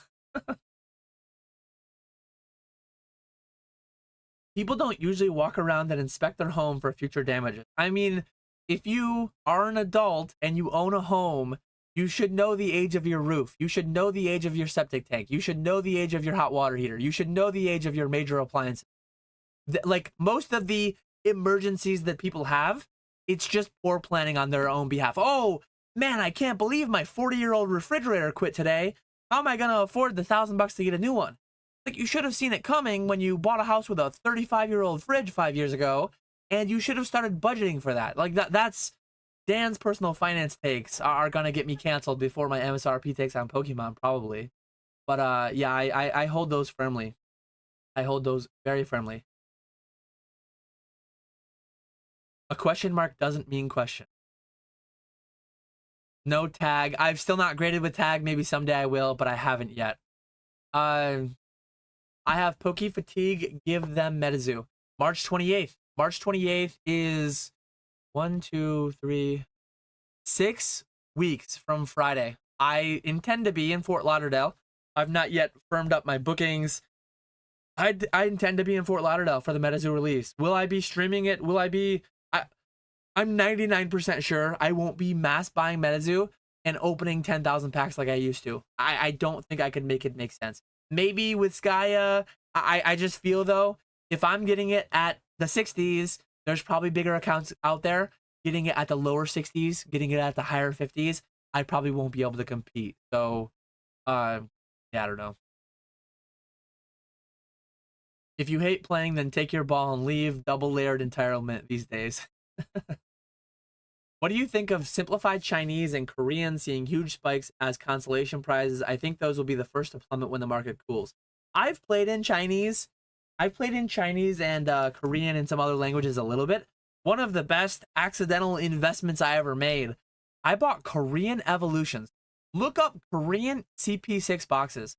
I had just like one of each. I had one of each a couple years ago. The prices I sold those at and they got paid for was obscene. So I accidentally invested in those. I bought them. I forgot I had them. I stored them away and I sold them for like, oh man, 100x, 50 to 100x a few years later. It was wild. 6 years later. But I will occasionally dabble. I have some Chinese promos inbound right now. I buy some Korean promos here and there. The sealed product, not as much, but I've done it a little bit here and there. J-Day says, I have 2 houses and plenty in my 401k. I'll keep buying boxes. Everyone should do what they're comfortable doing, what they think is best for them. I will never tell people what to do. I will, though, if asked. I will talk about my buckets. I will talk about what I'm doing and why.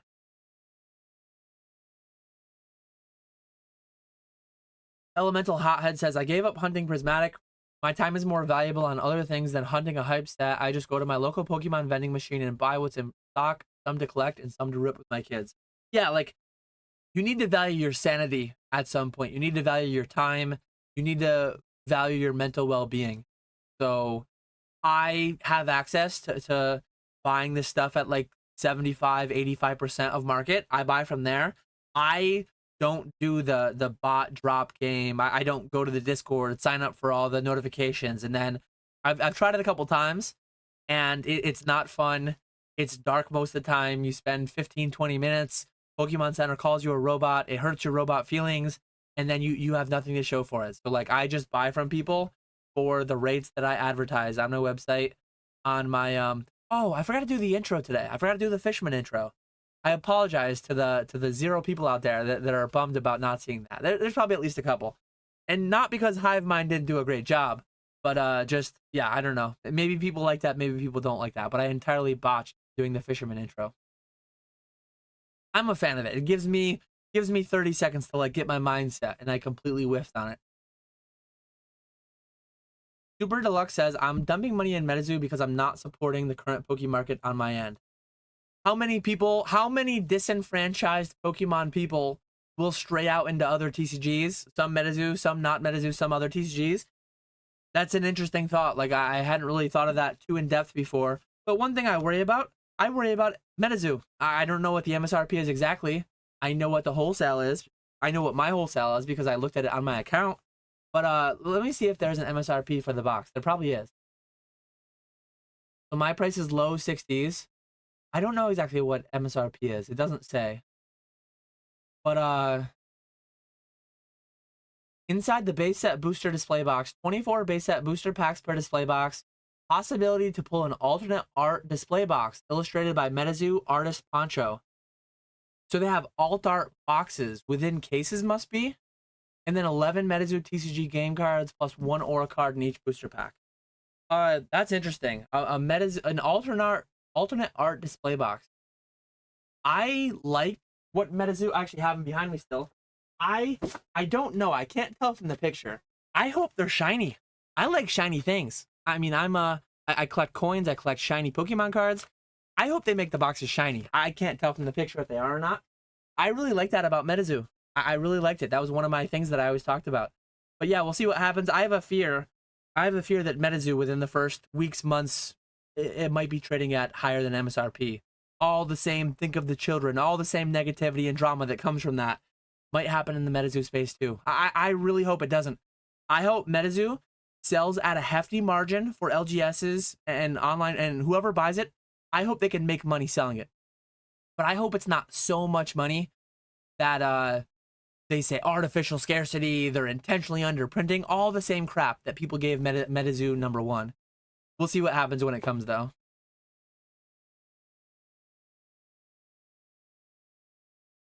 Mr. Water says he already put an order into Metazoo. People get weird when lowballed. Come with a number first. Most just hand a slab. What can you give me for this? Bigfoot is more culturally important than Charizard. Big agree. And Bigfoot, Loch Ness Monster, Mothman, there's a lot of, like, everyone has cryptids near and dear to their heart, cryptids near and dear to their region, to their area, to their folklore, all that different stuff. I was always very intrigued by the idea behind Metazoo, and I'm really excited to see how the DQL executes on it. Really excited.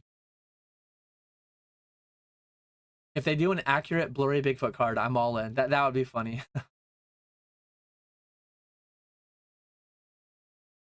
Tips for a first-time vendor, cash only. Have cash to be ready to buy from people, but I would be ready and willing to take Venmo, Cash App. I would be ready and willing to take PayPal.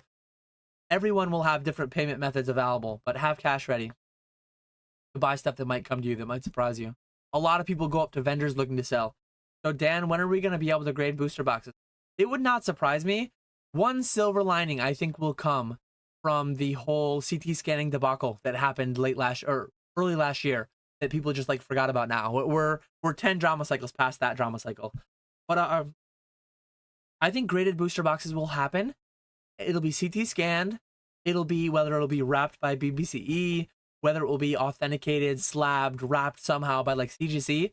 I think we'll see it within the next couple of years. I could be wrong. Maybe it won't happen, but I hope it happens.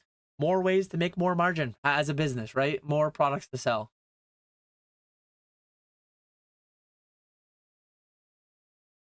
Shining Fates ETBs were 120 at release. Yes. I said, I believe what I said it was, every product has eventually been MSRP. Not all of them at release, but all of them have eventually been available. Every set, maybe not every SKU, maybe not every product line has been available at MSRP or less. And to be honest, Prismatic Evolutions, ETB, might never be available at sub MSRP. Booster bundles might never be. But I would be surprised. I would be quite shocked, because I think it would be the first time it happened in Pokemon's history. I would be quite shocked if the single pack booster price of Prismatic Evolutions never gets to 6 to 650 or lower. I believe that's what MSRP is now, right? Like, isn't the MSRP of an ETB $64.99? Or is it $59.99 and $64.99 for PC ETBs? I can't even remember now, but it wouldn't surprise me if Prismatic ETBs never got down to $64.99. But if the packs didn't get down to like $6-ish, $6.50-ish, that would surprise me. It would be the first ever. I believe that would be the first ever if it didn't happen, and I predict it will happen eventually.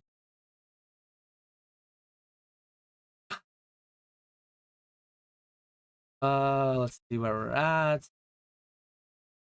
Oh man, I got a ways to go.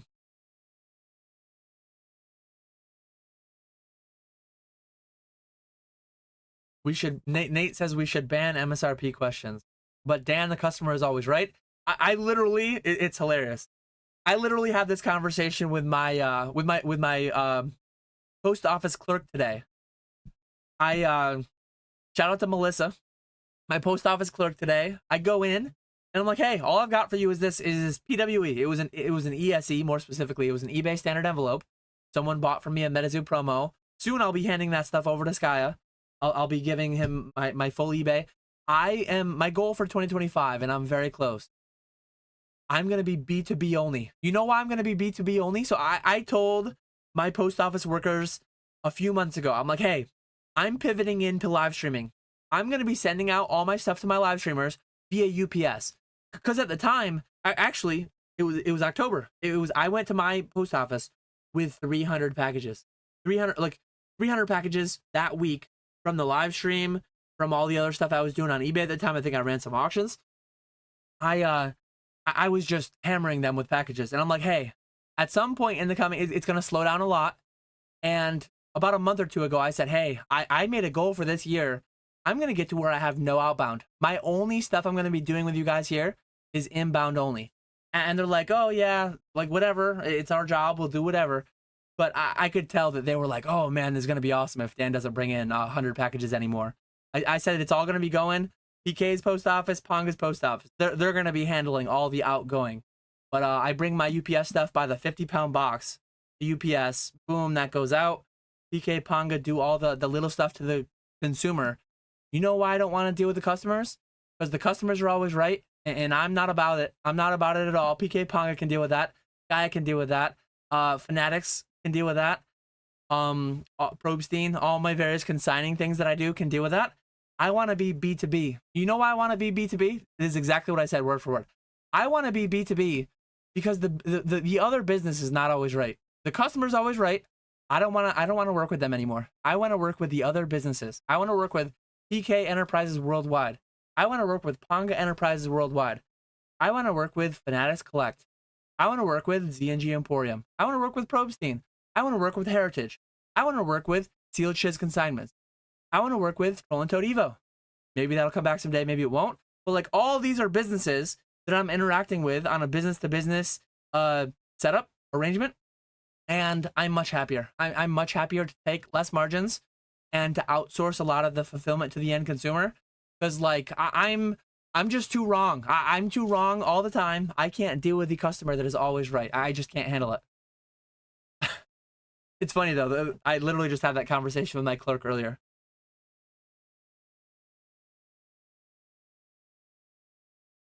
Yeah, if buying at 110% works, which over the past year, buying at 110% has been rewarded handsomely. While it works, people will continue doing it. So absolutely, that is a very great point. But at some point, it will be punished. At some point, buying at 80% will be punished. Buying at 110% will be punished significantly harder. And yeah, then people will learn for a little bit, then they'll forget it for a little bit, and that's just the ebbs and flows. We are indeed booming, Pokey Steve.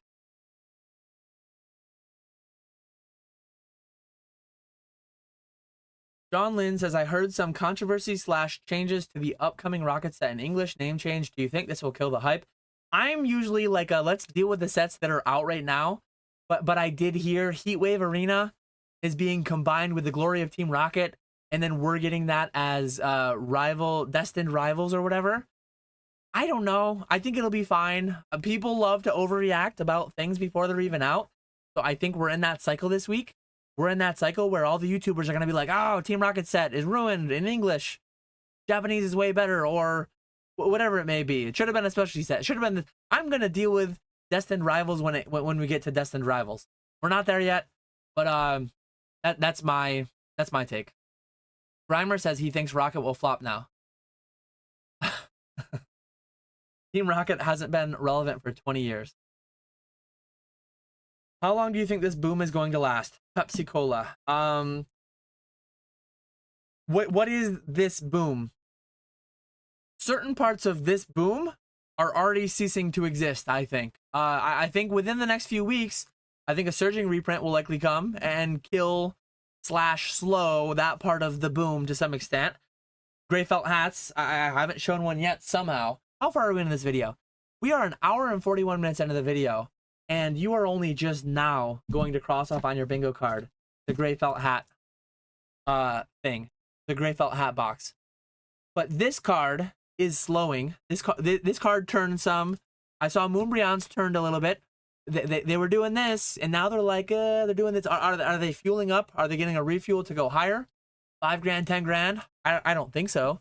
Are they going to crash down to 2 grand? I don't think so, but I don't know either way.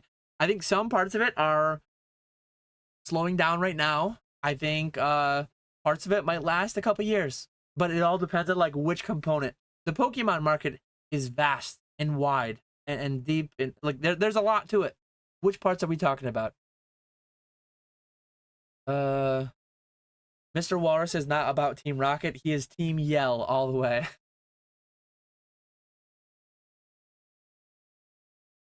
I maxed out 401ks. I maxed out IRAs. The buckets were overflowing last year.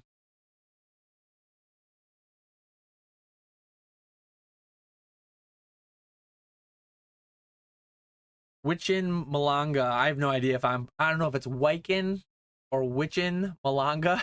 I'm probably butchering that, but Team Rocket is the best team, not even a debate, says Malanga. Team Plasma way better, just the Gen 1ers like Rocket. Team Rocket is full of incompetent adults who get foiled by children. Rocket created Mewtwo, end of debate. Bam, mic drop. They created a crappier version of Mew. Nice try. Oh, that's funny. A funny debate was going down 15 minutes ago in chat. That's funny. Want to buy me some alpha packs at Collecticon? I will likely. I don't know. I don't think I'm going to be waiting in any crazy long lines. I guess if you're waiting in a long line with friends anyways, it's like, what do I do at Collecticon? I hang out with friends. I talk Pokemon. I have a good time. If you're in a line that takes an hour to get through, and you're ripping packs in line, you're having a good time, and you're hanging out with the same people you'd hang out anyways, it's not a huge deal, I guess. But who knows? But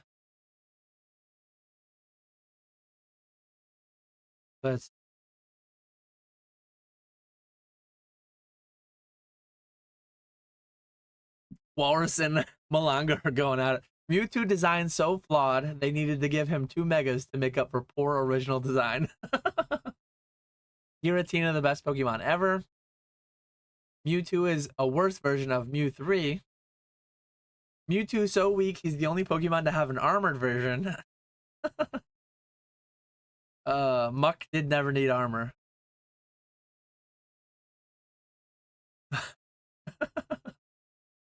Oh, man.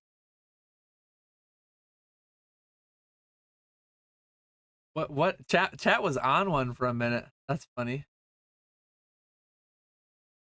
Alt art booster box is wild. I didn't have that on my bingo card, but we'll see.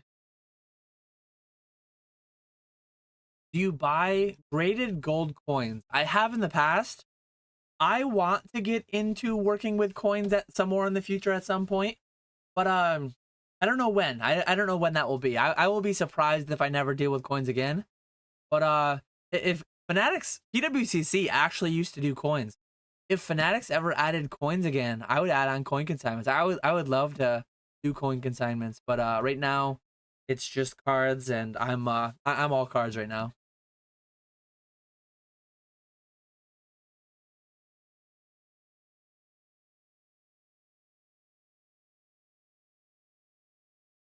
Grimer, you want on? Are you available Fridays at 1:15 p.m. Eastern? We would love to have you on, Grimer. Is Metazoo taking pre-order at distro? Yes. Metazoo officially went up on Mad Al is one of the ones that I use. Let me see if it was posted in their Discord that two of the distributors that are using are Mad Al and GTS. And I'm gonna check right now if they're up on GTS. They are up for pre-order on Mad Al right now. Let me look up Metazoo on GTS. Oh, that's dark. Oh, that is super dark. 2021 tops Metazoo Cryptid Nation hobby boxes. GTS has. There's one in New York for $6.95, and there's 12 plus in Florida for $6.95. That is dark. I wish I didn't search that. But GTS does not have pre-orders up yet.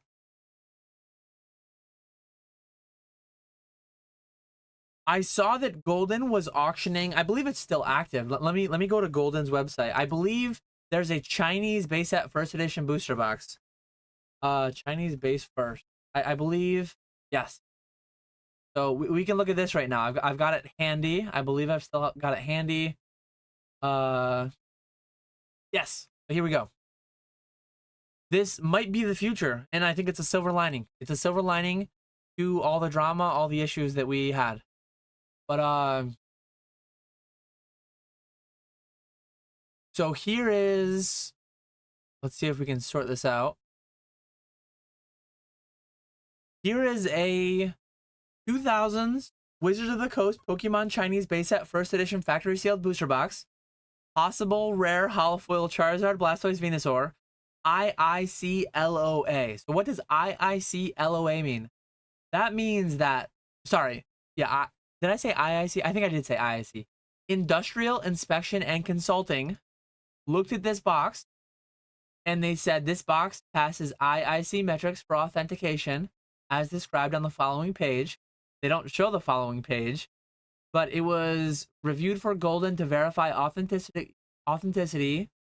So yeah, Golden has no knowledge of the contents or potential card identities, but this has presumably been verified to contain 12 holographic cards. I know, shout out to PK, he did a video before on his channel where he was talking to IIC. They were talking about like a Hold-On Phantoms booster box, and no holo cards were identified in a Hold-On Phantoms. So they identified a reseal by lack of holofoil cards. And what they did with this box is presumably they looked and they verified, like, hey, we're not going to tell you what they are, but there's 12 holo cards here. So very interesting. I think like a first of its kind IIC authenticated box. Very, very interesting. But I could see someday IIC partnering up with a CGC, with a BGS, with a PSA, with a BBCE or something. It's not happening yet, as far as I understand, but like I could see that happening. And did they do anything to the box to like? I don't think they did anything to the box. So once this is sold, I guess you could like photo match it. You could photo match that, like, hey, where this Wizards logo is, where this one. You could probably photo match, like, look at where this falls over the barcode, that this is this one. But interesting. It's interesting. Wrapped by BBCE. I don't think this one is, though, is it? I don't think it is. But anyways, yeah, that's intriguing. It's intriguing to see if that goes anywhere, where it goes. Nice to see you in here, James. Actually, shout out to ZNG Emporium. If you are around the Indianapolis area, if you are in this live stream right now, you are pretty deep into Pokemon. If you are in this live stream and you are simultaneously looking for a job in the Pokemon market, if you're really deep in this stuff, if you're expert in this stuff, James is hiring. Go check out ZNG Emporium's YouTube account. He made a video today talking about looking for an employee to expand his operations. I'm expanding my operations by hiring external independent contractors, like a good fisherman would. And the banker himself is adding more branches to his banking operation. He's adding more employees on site.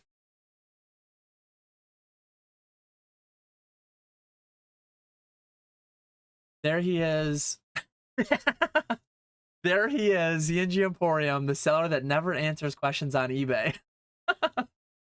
Oh man, that's funny. Dan goes to his post office like he's a VIP.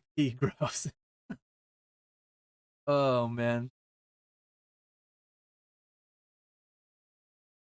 Continue on. This guy is always hungry. He needs food. Nothing to do in the Idaho winters but cardboard.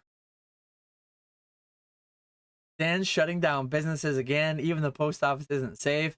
I hope that losing my volume doesn't take them away, but I get a lot of inbound volume. So we should be good. Post office after he told them he's going B2B. Who was that guy? Oh, that's hilarious. I'm on a first name basis with all 5 people at my post office. They all they all know who I am when I'm coming in. You know, I'm kind of a big deal. How many 50-pound boxes can you carry at once? So if they're 50, I only do one at a time. Actually, my there's no UPS store close to me, so I go to a UPS drop-off point, access point.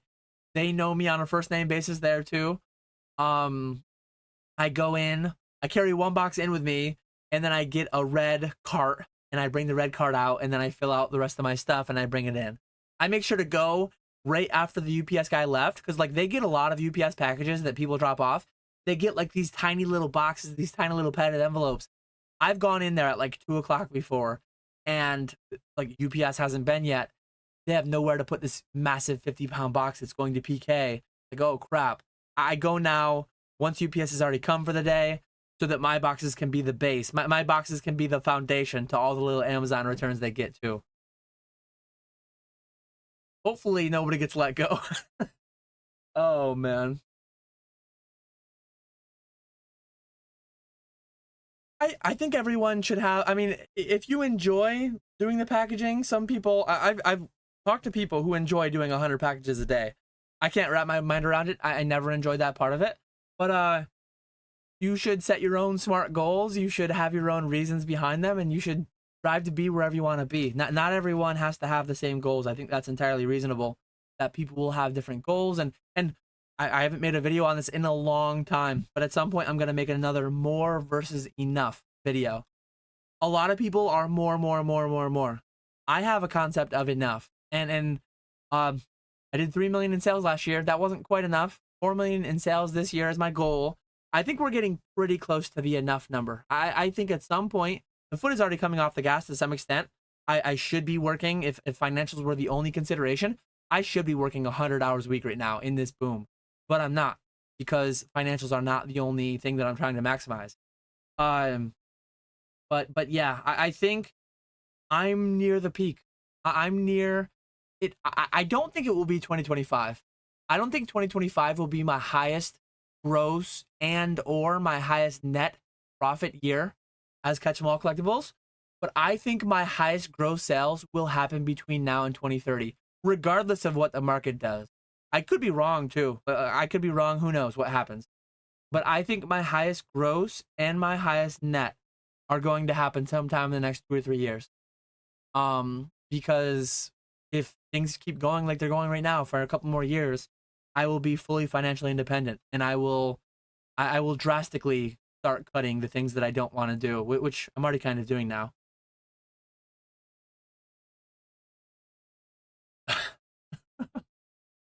Oh man, you guys are funny.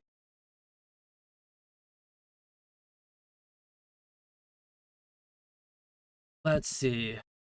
Fly says USPS tracking running late has me worried. Pay for priority guarantee and then get this, haven't shipped in a long while. I probably have 1 more box to send you before the weekend.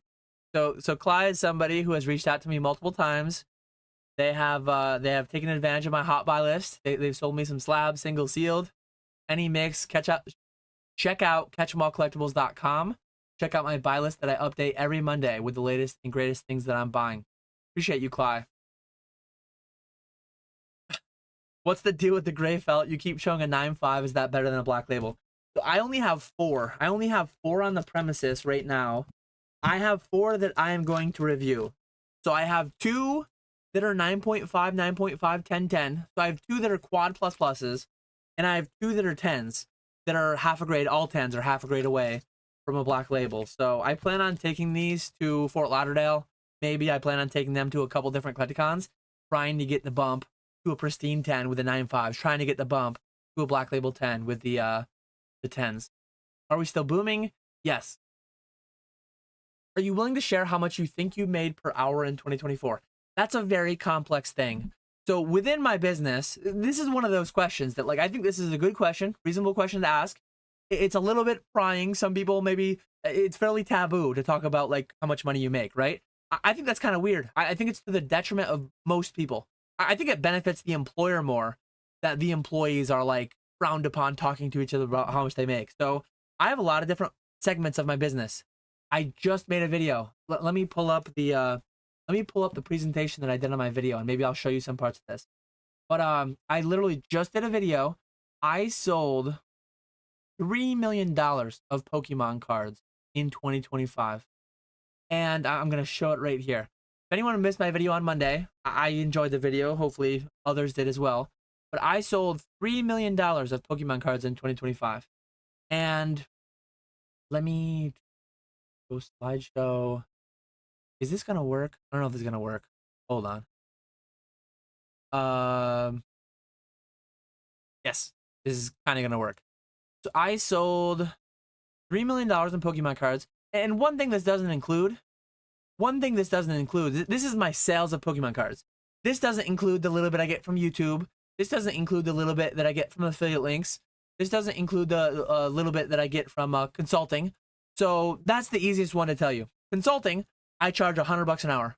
I am somebody who's been in business for 11 years on Pokemon, side hustling for the last 8 years, for the first 8 years, and full-time for the past 3.5 years. If you want to consult with me, my rate is $50 for half an hour, $100 for an hour, and we can talk about whatever. Right now, I'm doing a Q&A for free on YouTube. I do a Q&A. And if you want to talk with me in Discord, office hours once a week, shout out to the Pokenomics Patreon, link in the description below. That's $10 a month. So I'm free. I'm also $10 a month, and I'm also $100 an hour, depending on which version of me you want. One-on-one versus like 150 on one, like we're doing right now. But so when I'm consulting, I don't think anything. I know I made $100 an hour when I was consulting in 2024. How much did I make when I was grading things and selling them? When I was grading these, I will make a video detailing the gray felt hat play in its entirety. When I was making this play, I was making over $1,000 an hour. It's insane. It makes no sense. I can't believe these cards did what it did. So like sometimes in 2024, I made over $1,000 an hour, mostly by luck, some by skill, being a good pre-grader and all that. Making a play at an opportune time though, out of pure chance. And then sometimes I lost money. Sometimes I was grinding on something, like I was sorting Metazoo cards that the company went bankrupt, and then it's worth almost nothing. So I've made everywhere from negative $50 an hour to $1,000 an hour. And what did it all average out? I mean, I haven't finished my taxes yet, but I will have a pretty good handle on what my hourly wage was. But some amount of that is capital gains. Some amount of that is like I sold a trophy card in 2024. I bought it 5 years ago. I bought it, how many years ago? I bought it 6 years ago in 2019. So 5 years ago in 2014. I bought it in 2019 for $6,000 with a bunch of other cards. And I sold it for like $30,000. So I made in net profit in 2024, I made $20,000 on one card in profit. How do I allocate that to like my hourly wage for the year? If you look at like what I'm going to pay on my taxes, it's not representative of what I truly made on an hourly basis. I could estimate it, but it's not going to be perfect.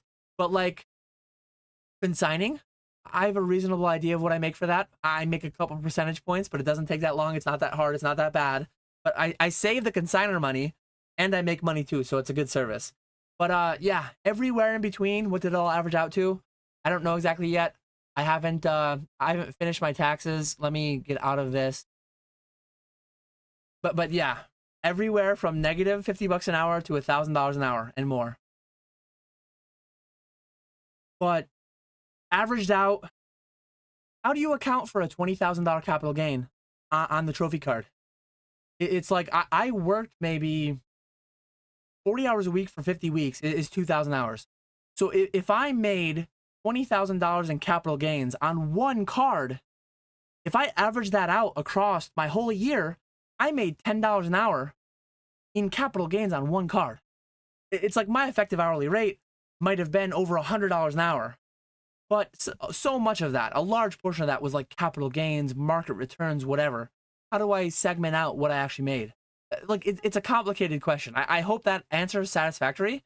It's not like a singular number that maybe you were hoping for, but it's just not feasible. It's not possible to answer that question in a way with like, I made this number. It's way too complex of a business. What was my hourly wage for YouTube directly? So I'll pull up another aspect. So I probably spend, I do a live for 2.5 hours a week. Every other week, I do Poke Flips for 3 hours. So that's 4 hours a week right there. Plus I do a video on Monday. Plus I do some shorts. I probably work 10 hours a week on YouTube. That's probably nearly 25% of the time that I spend working. I spend working on YouTube.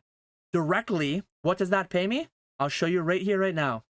Directly, 10 hours a week on YouTube. So 40 hours a month. My monthly revenue for the past month was, and it was 121 more than normal. It was, I think this doesn't show anything that's an issue. Yeah, it doesn't look like it does. I made, in the past month, I made $351 in 40 hours worth of work. So when I'm on YouTube, I'm making $9 an hour. So I make $9 an hour on YouTube. I make $100 an hour consulting. But the only reason I can consult for $100 an hour, to some extent, indirectly, my YouTube pays me.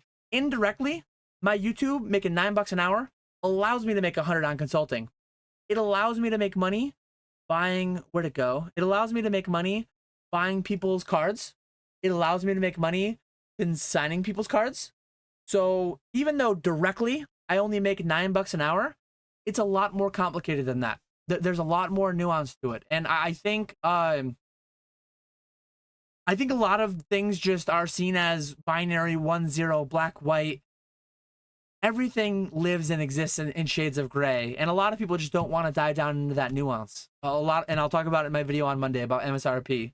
People characterize the other side, and then they just get mad because this or this, no, it's this, and yeah, no room for nuance in between. If Metazoo has a long line, that's a clear top signal. I want to say their first ever Collecticon, they did not have much of a line whatsoever. But then every subsequent Collecticon, they had a really long line.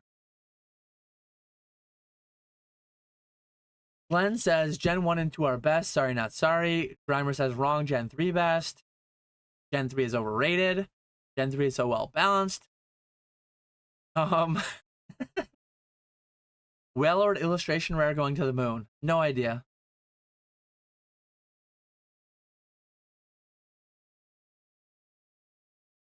Gen 3 has best starters and legendaries. It's not even close. See, my favorite, my most nostalgic is Crystal. I think, yeah, you can kind of see Crystal. Where are we? You can kind of see Crystal right there above the comment. Let me get rid of the comment.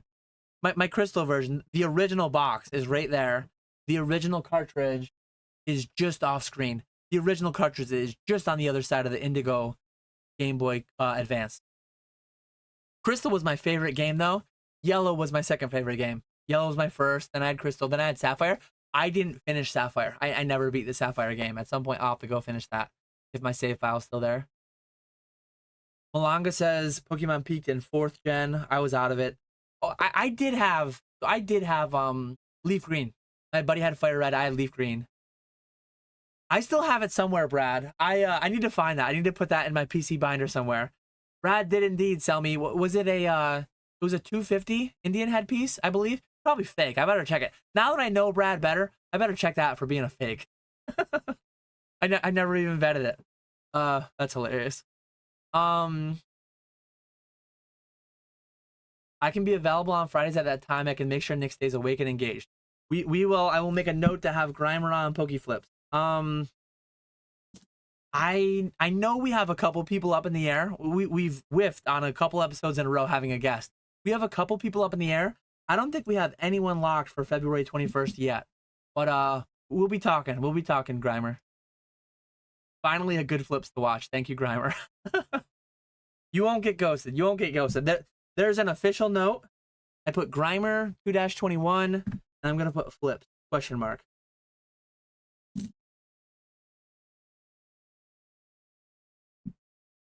Are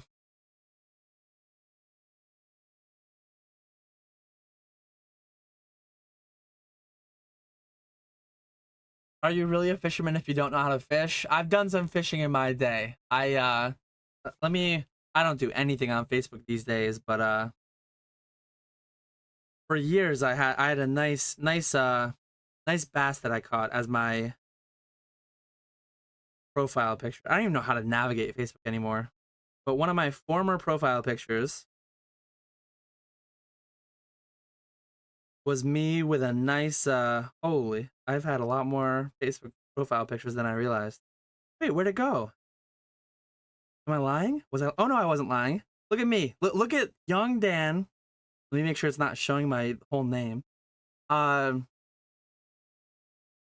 Dan with a Mets shirt with a nice, was it a largemouth or a smallmouth? Yeah, lunker smallmouth bass I called it. So look at me. Look at me on Oneida Lake with that cool Mets shirt. Look at how lanky I was. Look at how skinny I was. This was before IPAs. But I've done some fishing in my days. Give me fishing emojis in the chat.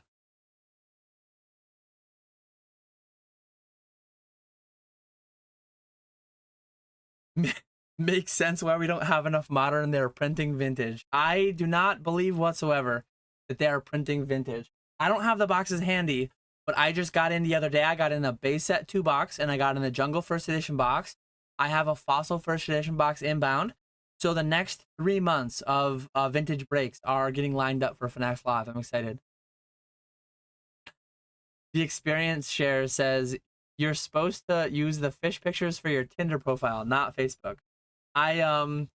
Fishing pics print on dating apps, I've been told. Thankfully, I'm happily married, not using any of the dating apps. So no need for that whatsoever. Young Dan looks like he ran tons of 401ks for sure. Oh, that's hilarious. President Whale Cabal with the fishing emoji. Let me scroll back up. I know I missed some questions. Where do you look up that authentication services for booster boxes? So it's called IIC. Look up IIC Pokemon CT scanning and you'll probably find it. New Gaming Chair says, I have $1,000. What would you buy? I will not tell you what to buy, but I will tell you exactly what I'm buying. I am buying my allocations of sets as they come out. I recently bought my prismatic allocation for the collector or mystery box, whatever it's called. I'm buying these packs. If I had $1,000, I do have $1,000. I would buy these packs for these prices. That is exactly what I'm buying. That is what I would buy. I advertise every Monday exactly what I'm buying.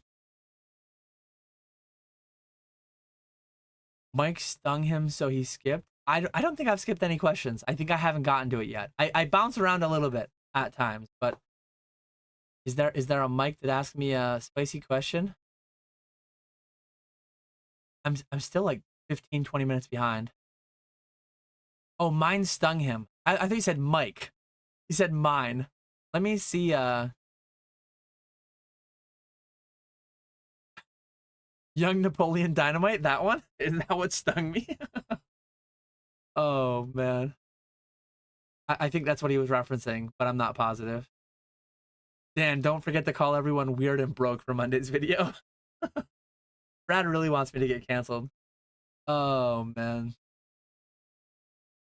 Buy a new gaming desk. Oh, new gaming chair. Has $1,000. What should he buy? Mr. Waller says, buy a new gaming desk to go with your new gaming chair. Grimer was right on that, too. Brad says, get those eyes checked out.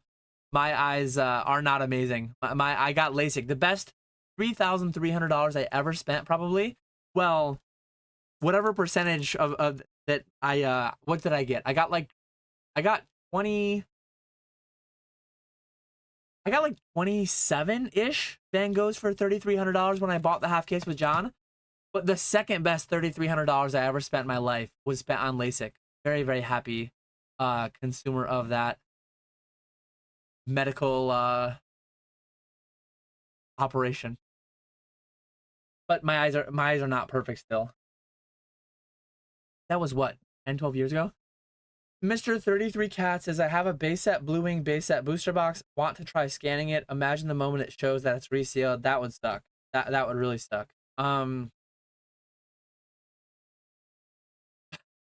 Malanga says you bought it after 2020. It's a reprint then or resealed. Pokemon Alex likes packing orders. Sky likes shipping 100 orders a day, but wouldn't mind doing it for another 5 to 10 years. For only another 5 to 10. We needed a distinction between vintage and reprint vintage. Dan's wife, you're taking your foot off the gas playing RuneScape while I'm working 73 hours a week. I played RuneScape a fair bit for leagues, and I've barely played since. I want to get back into it, but question, once you hit your number, what do you think you'll feel? Relief, pride, excitement, or something else? I'll definitely feel some amount of all of it. I'll feel some amount of all of it. I don't plan on fully retiring. I never envision a future where, like, say I just got some windfall. Say I got some windfall of $10 million in the next week. I wouldn't just quit everything entirely. I feel like I have a need to do something to be, even though some people would call me a leech on society, a scalper, whatever you want to call it. I feel like I'm providing some contribution to society. Doing this channel, having the Pokemon business, I feel like I'm providing something. Am I providing less than a teacher is? Yes, almost certainly. Am I providing less to humanity than my wife is? Almost certainly. Am I providing less to humanity than I used to as an engineer? Probably. But I didn't feel like I was doing, to be honest, what I'm doing today versus what I was doing then, this feels more fulfilling. The amount of times I do one-on-one consults and I get people following up saying like, hey Dan, I just took my business from this to this. Hey Dan, you said you built a pallet a year ago with your dad. Me and my dad are investing in this now, and we built this and we made this money in it. Like, this is more fulfilling in a lot of ways than what I used to do. But anyways, I'll feel some combination of all of those things. I'm sure I'll feel more things. I'll feel like, what do I want to be when I grow up? And I still don't entirely fully know. What am I going to be doing in 10 years? For life fulfillment, for some kind of income if needed or if desired. I have no clue. Maybe it'll be a food truck. Maybe it'll be a finance podcast. Maybe it'll be a finance channel on YouTube. Maybe it'll be, who knows? Who knows? I don't know whatsoever. If I got rich tomorrow, my wife would still work. If my wife ever, and maybe she's listening right now, overall, I think my wife likes what she does. If my wife ever came to me and was like, I can't do it anymore. I am miserable. This is taking years off my life. It is the worst. I would be like, hey, we can figure this out. Give me till the end of the school year. Please stick it out till the end of the school year. I have to do tons of research on the health insurance marketplaces. I have to figure something out. But if she had to quit, she could quit right now. Maybe she's listening. Maybe she's drafting her 2 weeks notice as she listens to me say this. But similar to me, I think she knows she needs to do something in life. I feel like most people need to contribute something to society in some way. Most people need something to fill their time. You would find quickly. I've never been in this situation in my adult life, but if I just had the next 6 months off and I wasn't allowed to work, Dan, you're not allowed to go live on YouTube. Dan, you're not allowed to do a consult. You're not allowed to do a grading sub. You're not allowed to do anything. The first couple weeks, I'd probably get my Quest cape back on RuneScape.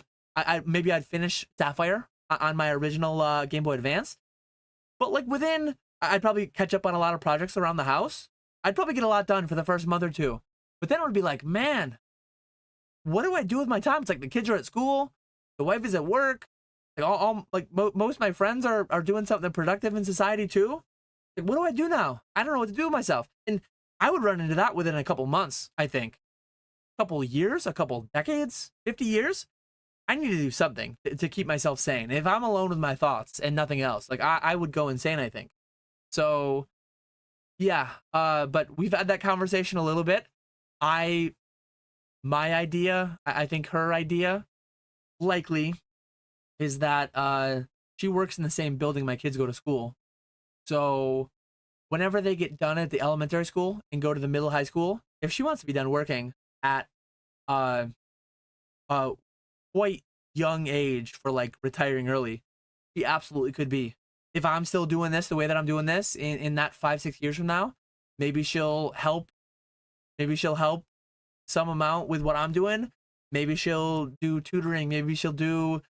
I have no idea. Like, who knows? I have no idea what she's gonna be when she grows up. I have no idea what I want to be when I grow up. We'll see where life takes us. Every time you talk about your old job, the more I'm convinced you were a terrible engineer and you were on a termination route. Oh man, I think I was doing all right, but I think I'm operating in the Pokemon space at a higher percentile level than I was as a chemical engineer level. I think was I a median chemical engineer? Maybe. I don't know. I like to think. I think I graduated in my class. I think I graduated in my class like right around 50, 60th percentile. I was slightly better than the median, but not much. Maybe that's about what I was as an employee too. I like to think I was. I think a lot of people, if you ask 100% of people, probably like 80% of people think they're in the top 20 percentile. I feel like I'm pretty good at like being honest with myself. I was not a top 20% chemical engineer, I don't think.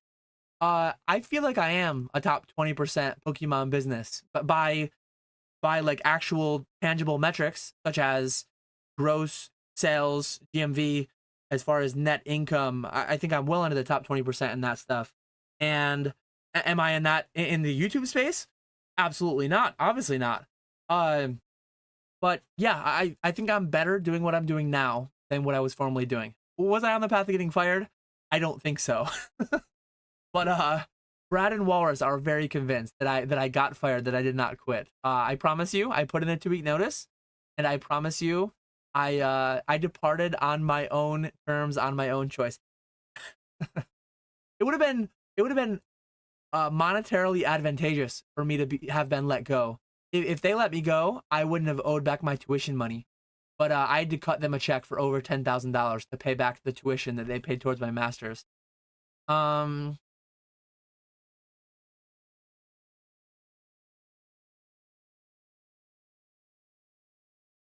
Feed a man a fish and he'll eat for a day. Teach a man to fish and he is fed for life. Yes. If I had $1,000 to spend and didn't have access to 75% product or distro, I would be buying Clara and Cyrus milk cartons on Pokemon Center. I don't know. Yeah, it's hard for me to get down the rabbit hole too far of like, what would I do if I wasn't me with the access to what I have access to? I have access to spending way more money than I have on good and great deals every day. Like I am, do the math. I sold 3 million in Pokemon cards. Some consignment, not all my own, but I sold 3 million in Pokemon cards in 2024. My goal for 2025 is $4 million. That's over $10,000 a day in sales. That means, I mean, hopefully I'm making some margin there, but that means nearly $10,000 a day in purchases. Like I might be spending $10,000 a day every single day. I don't work on the weekends primarily. I work a little bit nights here and there, answer messages and stuff. But like every day in 2025, I need to be spending $10,000. That's insane. Some of it's easy. It comes in big lumps from my distributor. But like my prismatic initial wave allocation was like a few grand. It was tiny. It was minimal. It was like 8 or 9 grand. So that wasn't even that day's requirement for spend to get to where I'm going. It's wild. An open Team Rocket booster pack with the cards still inside. One is a Hollow Raichu. How much is it worth? If it's near mint, it's not first edition. A card like that I would grade, even if it's unlimited. If it's 8, 9, 10, I would probably grade it and then sell. But look up TCG Player, look up eBay near mint, look at the photos, find one similar to your condition. I would just do some comp checking there. I'm almost fully caught up on chat. So I'm coming up on 2.5 hours. If this is the natural end, I will end it here. I will wrap up for the night. But if anyone has any questions, I'm this far from getting to the bottom of chat, and there might not be a question between me and the bottom of chat. So ask away if you have them. If not, I'll wrap up soon. And as always, I appreciate everyone hanging out. Give me till the kids are out of college. Absolutely not. Like, if my again, whatever she wants to do, But we'll see. We'll see where life takes us. I want to travel a lot more. We have a lifelong goal together of seeing all 50 states. I've probably seen like 30-ish states, maybe not that many, but probably 20 something. But we only count states that we've seen together. So I'm like second lapping some of them. I've done California on my own. She just did California recently on her own. We haven't done it together, so we're not counting it. But like a lifelong goal of mine, I would love to complete it. Like before I'm 50, before I'm 60, well, I can still walk and be mobile and be active. And we'll see when that happens, though. I would love to really up it in the coming years to doing a few states a year. We'll see, though. We'll see how life works for us. I love Lego. I have all my childhood Lego still. I have all my dad's Lego from his childhood that he handed down to me. And my son is into it. He doesn't have a ton of it, but he has a decent amount. Who will tend to the Scrooge McDuck money pool then? I don't believe Homer Simpson, I believe, was like a nuclear engineer, right? He was at the nuclear facility playing with plutonium and stuff. But yes, I was a chemical engineer. Retro, did your live already end? Your live was that short? I was going to feed this live into that live. Yes, it did end. Hour and 14 minutes. That's only going to last me on 2x. That's only going to last me, quick math, 37 and a half minutes. I think I have a decent backlog of content, though, to get into, though. Yes, microscopic physical chemistry. Micro PChem was, that was a tough one. That was a tough one for sure. You're probably right around where Dan is in the chat, so should line up. That's hilarious. I put in my 2-week notice, and they kept me for 1 week, and then they escorted me out. They paid me for the final week. It was so dumb. It was so dumb. They escorted me out after a week. I didn't even finish training everyone, but it's like I trained who I could in the time that I could. I showed people where everything was. Like 2 weeks later, my phone started ringing. They were asking me, "Hey Dan, where's this? Hey Dan, how do we do this?" I'm like, "Hey, I will give you, like, send me an email. I will give you my hourly rates if you want me to consult for you. But like, my employment's over. You guys walked me out a week ago. I'm not going to do this for free." I had that conversation with someone at work. They did not check out my menu of options for my hourly rate at the time. I'm consulting today for $100 an hour. Had they seriously considered taking my consultation, I would have told them my rate was like $200 an hour. And the funny thing is, like, the questions they were trying to ask me, it would have been worth it for them to pay me $200 to tell them all I could have told them in an hour. But they didn't opt to do that, and they probably just like they paid someone half their week's wage to like screw around and figure out and get into my computer and find the files they couldn't find, and it's like, what are we doing here? But anyways, oh man.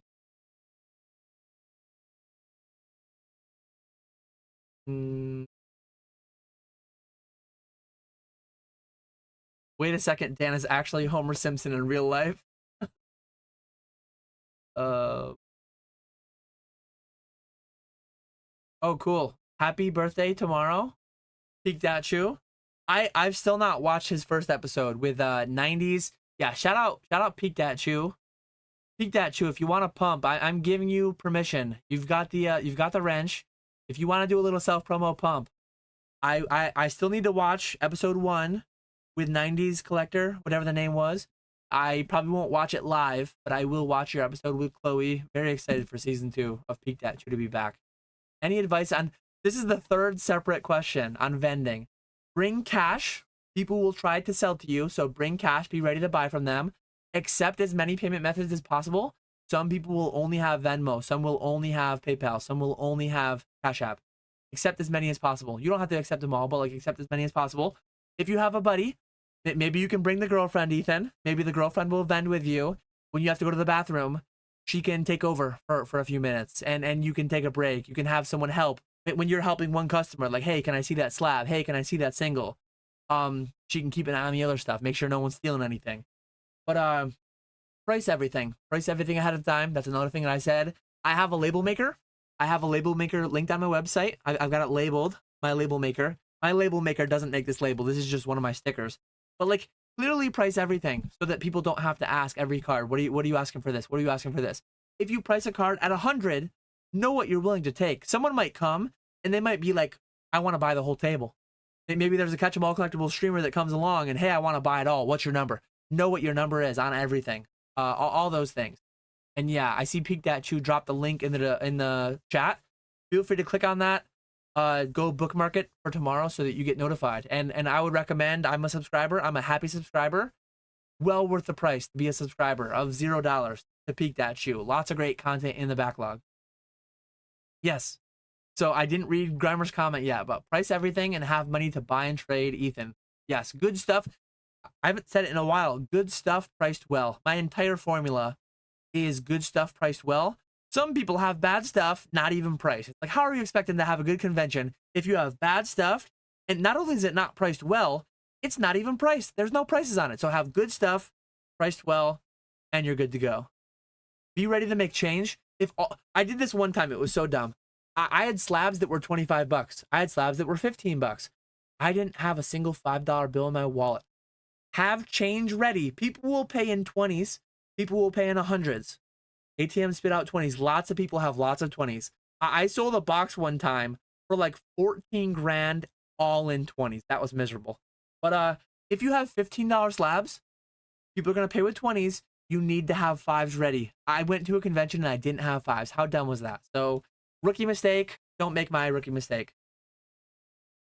Yeah, I got a couple 10K you can spend on my collection. I'm okay at 70%, but not so much for breaking it down and getting 70% pack prices. See, me, I buy packs at 70 to 85%. I buy ETB cases and booster box cases at 75 to 80%. But I don't buy random collection boxes. I value everything as loose packs for the live stream. So if you've got single ETBs, if you've got single booster boxes, if you've got, I'm not the guy. Someone else, not me.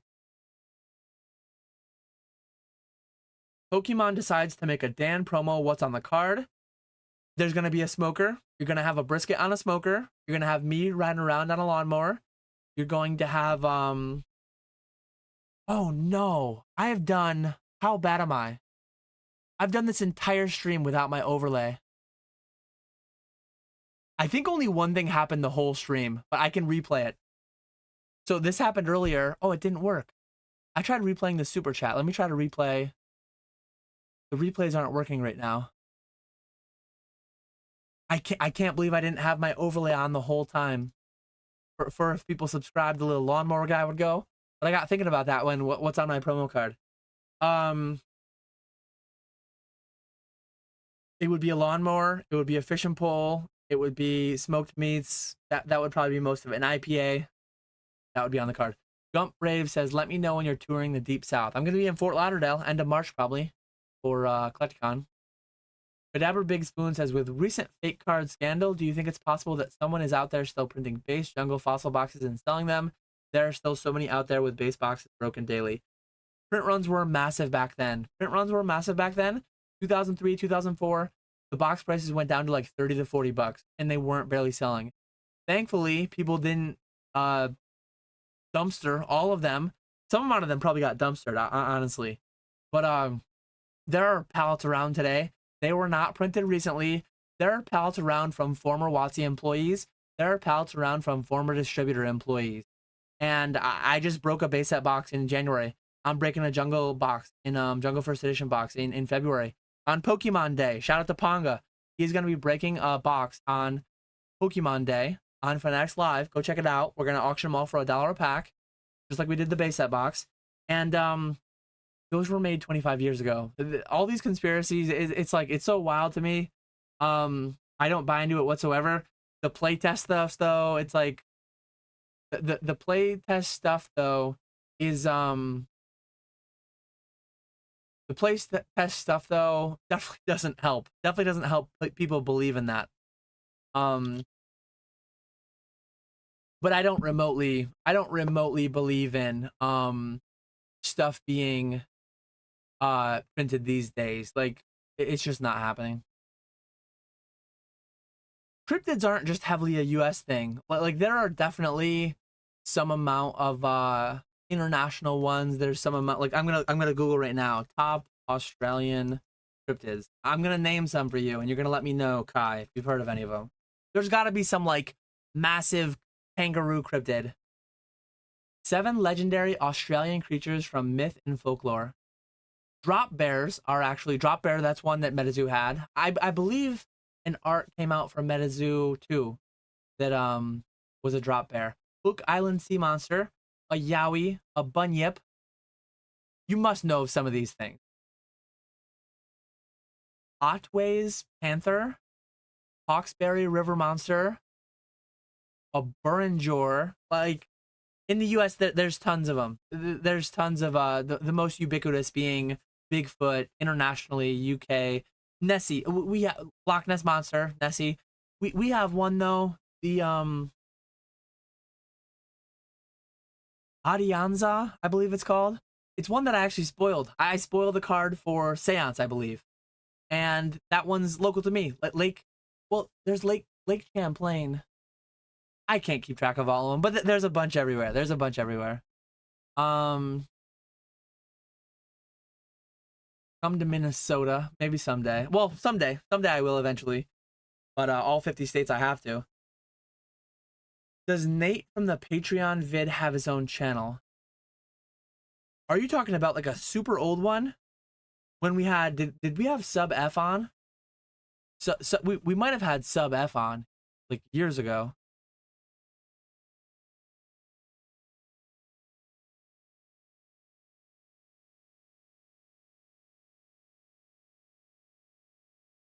Big fan of Lego over here. Thoughts on that PSA 10 Ditto you sold for 3K? I always say market price is not a thing in Pokemon. Data points are just data points. I have no idea why or how that got paid, but like I see the back end, the money is in my account. I didn't even look back at Instagram to see if people were like having a hard time with it, but I don't think it's a real price in that if you have one, you can't just like guaranteed get that today. But yeah, let me see. Did that get much traction? Got 67 likes and 21 comments. I think that's like normal for me. Maybe I guess it's a little bit higher. But somebody said like you can get one on eBay for $1,000. Buy it now, right now. Not surprising to me. I don't know why or how that happened. I have no idea why that happened. Mr. Walrus for the memes asking the question that's been asked multiple times. Pikachu forgot he had a wrench, but there is the link to his stream tomorrow with Poke Chloe. Who you gambling on in a free-for-all, no-rules street fight between PokeRev, Deep Pocket Monster, Rudy, and Tyler 1? I've heard the name Tyler 1. I feel like he's a streamer who plays games that I don't play. I think he's played RuneScape before, though. I might be thinking of the wrong person. But I can't even picture who Tyler 1 is. I've heard the name. Rudy I can picture. I heard Rudy's tall, big. Deep Pocket Monster, I've never met him in real life, I don't think. PokeRev I met very briefly back at 2019 World Championships. Back in the before times, before the boom. I would pick Rudy just for his size. Weight classes exist for a reason. But I think PokeRev probably hits the gym and stuff a lot more than Rudy does. But I don't know. And then I have no frame of reference for how tall DPM is. But I'm going to say Rudy, just because he's got to be fairly strong from lifting like 8 figures of Pokemon and Magic and Flesh and Blood and Metazoo and everything, right? Lego is way too large. I don't have the space for Lego. Rudy easy, says Malanga. Where do you see the hobby going with the next generation of kids seeing and knowing the value in Pokemon versus us as a kids having zero clue? I think there's definitely issues with that. There's risks. Like 25 years ago, there was more attrition. How many of our childhood binders got thrown away? These days, all the chase cards go right into a PSA slab, right? Not all of them, but a lot of them, a lot more of them. Attrition is not like it ever was. It'll probably never be again like it was. Attrition still isn't 0 though. My kids rip packs. My kids throw their cards all over the floor. I keep an eye if they're ripping evolving. I did one of every pack for December. I started on Sword Shield base. They did all of them up through. When they were ripping 151, I was looking for a Charizard. When they were ripping Twilight, I looked for a Greninja. When they were ripping, like, I was looking for the big hits. They never hit any of the massive ones. But attrition happens. There are times that they pull a $5, $10, $20 card. They fold it up. They throw it on the ground. They put it in their binder. It's like attrition happens, but nowhere near what it is, what it was. And I think that'll have some effect on the long-term collectability, right? If everything's preserved in high condition, it won't do as well as it would have had attrition been higher. But yeah, we can't live in that alternate reality, so we don't know. Ethan says, gotta make the girlfriend a believer. She doesn't see the money in Pokemon yet. She must see some of the cash that I've been buying those collections for you for, right? You gotta use some of the flips. You gotta use some of the profit from flips. I mean, Valentine's Day is this Friday, so you gotta buy her some nice Valentine's stuff with some of the Poke flips profit.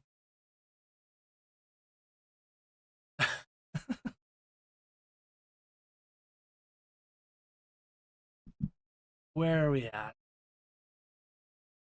Can't believe this guy makes $9 an hour on here. He deserves $7.25.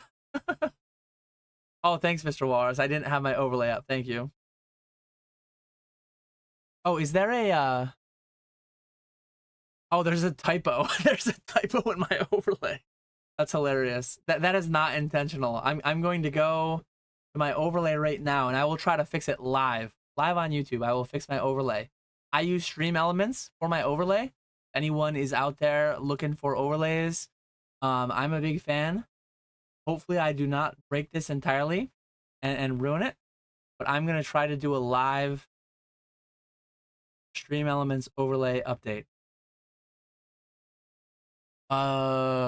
This is static background.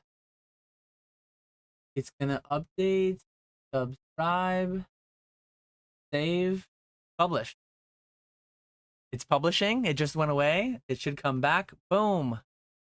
Subscribed is now fixed. I appreciate you.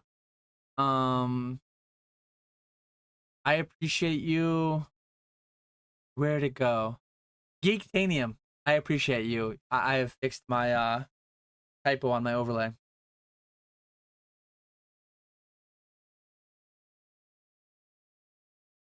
Dan, please no joke. Save some of the cards you open for forensic analysis of the cards.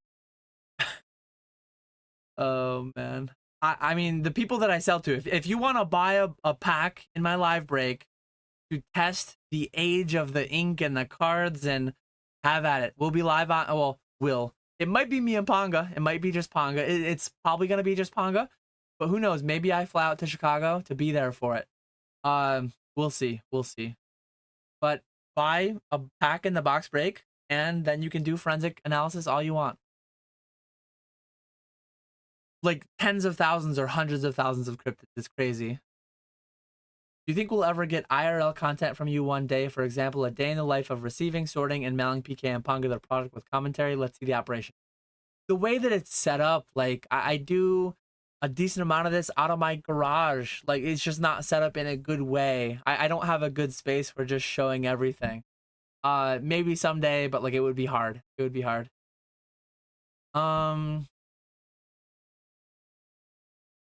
There's a strong correlation between intoxication and cryptids. Yes. Blue Eyes White Dragon is my favorite cryptid. Japanese cryptids are better quality. So Metazoo originally had intent to go to Yokai Island. They had intent to do like a Japan tour of all the different cryptids. Oh, sorry, Jake, not Nate. January Zoom call. Jake is Pokenomics. So like I do the Pokenomics Patreon with Jake. He used I mean he still has a YouTube channel. He was actually live a couple weeks ago. But yeah, Pokenomics on YouTube is Jake. He has office hours every week. So if you're interested in more content from me, if you're interested in more content from Jake, Pokenomics Patreon in the description below. $10 a month. You get access to our entire multi-year backlog. Every month we have an office, we have a Zoom call where actually we haven't teased it yet, but Charlie Herlocker is going to be talking about the business of TCGs. So if you're not yet, if you're in it or if you're not in it, this month on February 23rd, let me check my calendar. I believe at 6 p.m. Charlie Herlocker will be our special guest on the Patreon. So yeah, that will be there if people are interested. If not, that's fine too.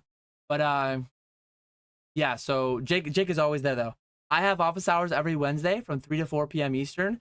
Jake has office hours in Discord every Thursday from 4 to 5 p.m. currently. So yeah. Steve's Collectibles, Sup Dan, just joining. You hear the news of the live action Metazoo marketing on March 7th. I'm hoping it will be like that Pokemon commercial with the school bus back in the day. That would be amazing. I'm excited to see it. Yes, I did hear about it. Does anyone know what the set is after Journey Together and when can you pre-order it? I think it will be that Destined Rivals, the Team Rocket set. But I don't know when it's coming out exactly. I don't know if we have a release date yet. Pre-order, it will be dependent on who you're pre-ordering from. I'm going to make a video on why I don't do pre-orders. I miss old Dan lives when he would troubleshoot the simplest things like audio. Do you think the vintage Rocket set will see a boost with a new set coming out this summer? I don't know, but I'm going to be breaking a Team Rocket first edition booster box break in May around the set release. So I hope it does. I remember that retro. Oh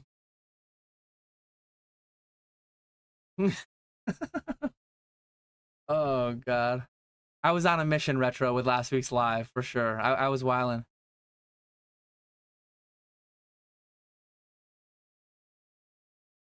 Here we go. My wife gave me my Valentine's gift this morning when I got home from work since we both work Friday. She got me a thermal printer with a crazy note reassuring me she enjoys it, that I enjoy Pokemon. That's awesome. The emergency live was so good. Laughed so much that night. Young me was so much funner. I appreciate everyone hanging out. We are at a full 2 hours and 40 minutes. I'm going to end there. I was going to send people to the Rob Burns live, but it appears it is over. Go check out Box Nostalgia. I overlapped with them. Go check out Rob Burns live. I overlapped with them. But yeah, hope everyone has a great night. I appreciate everyone hanging out.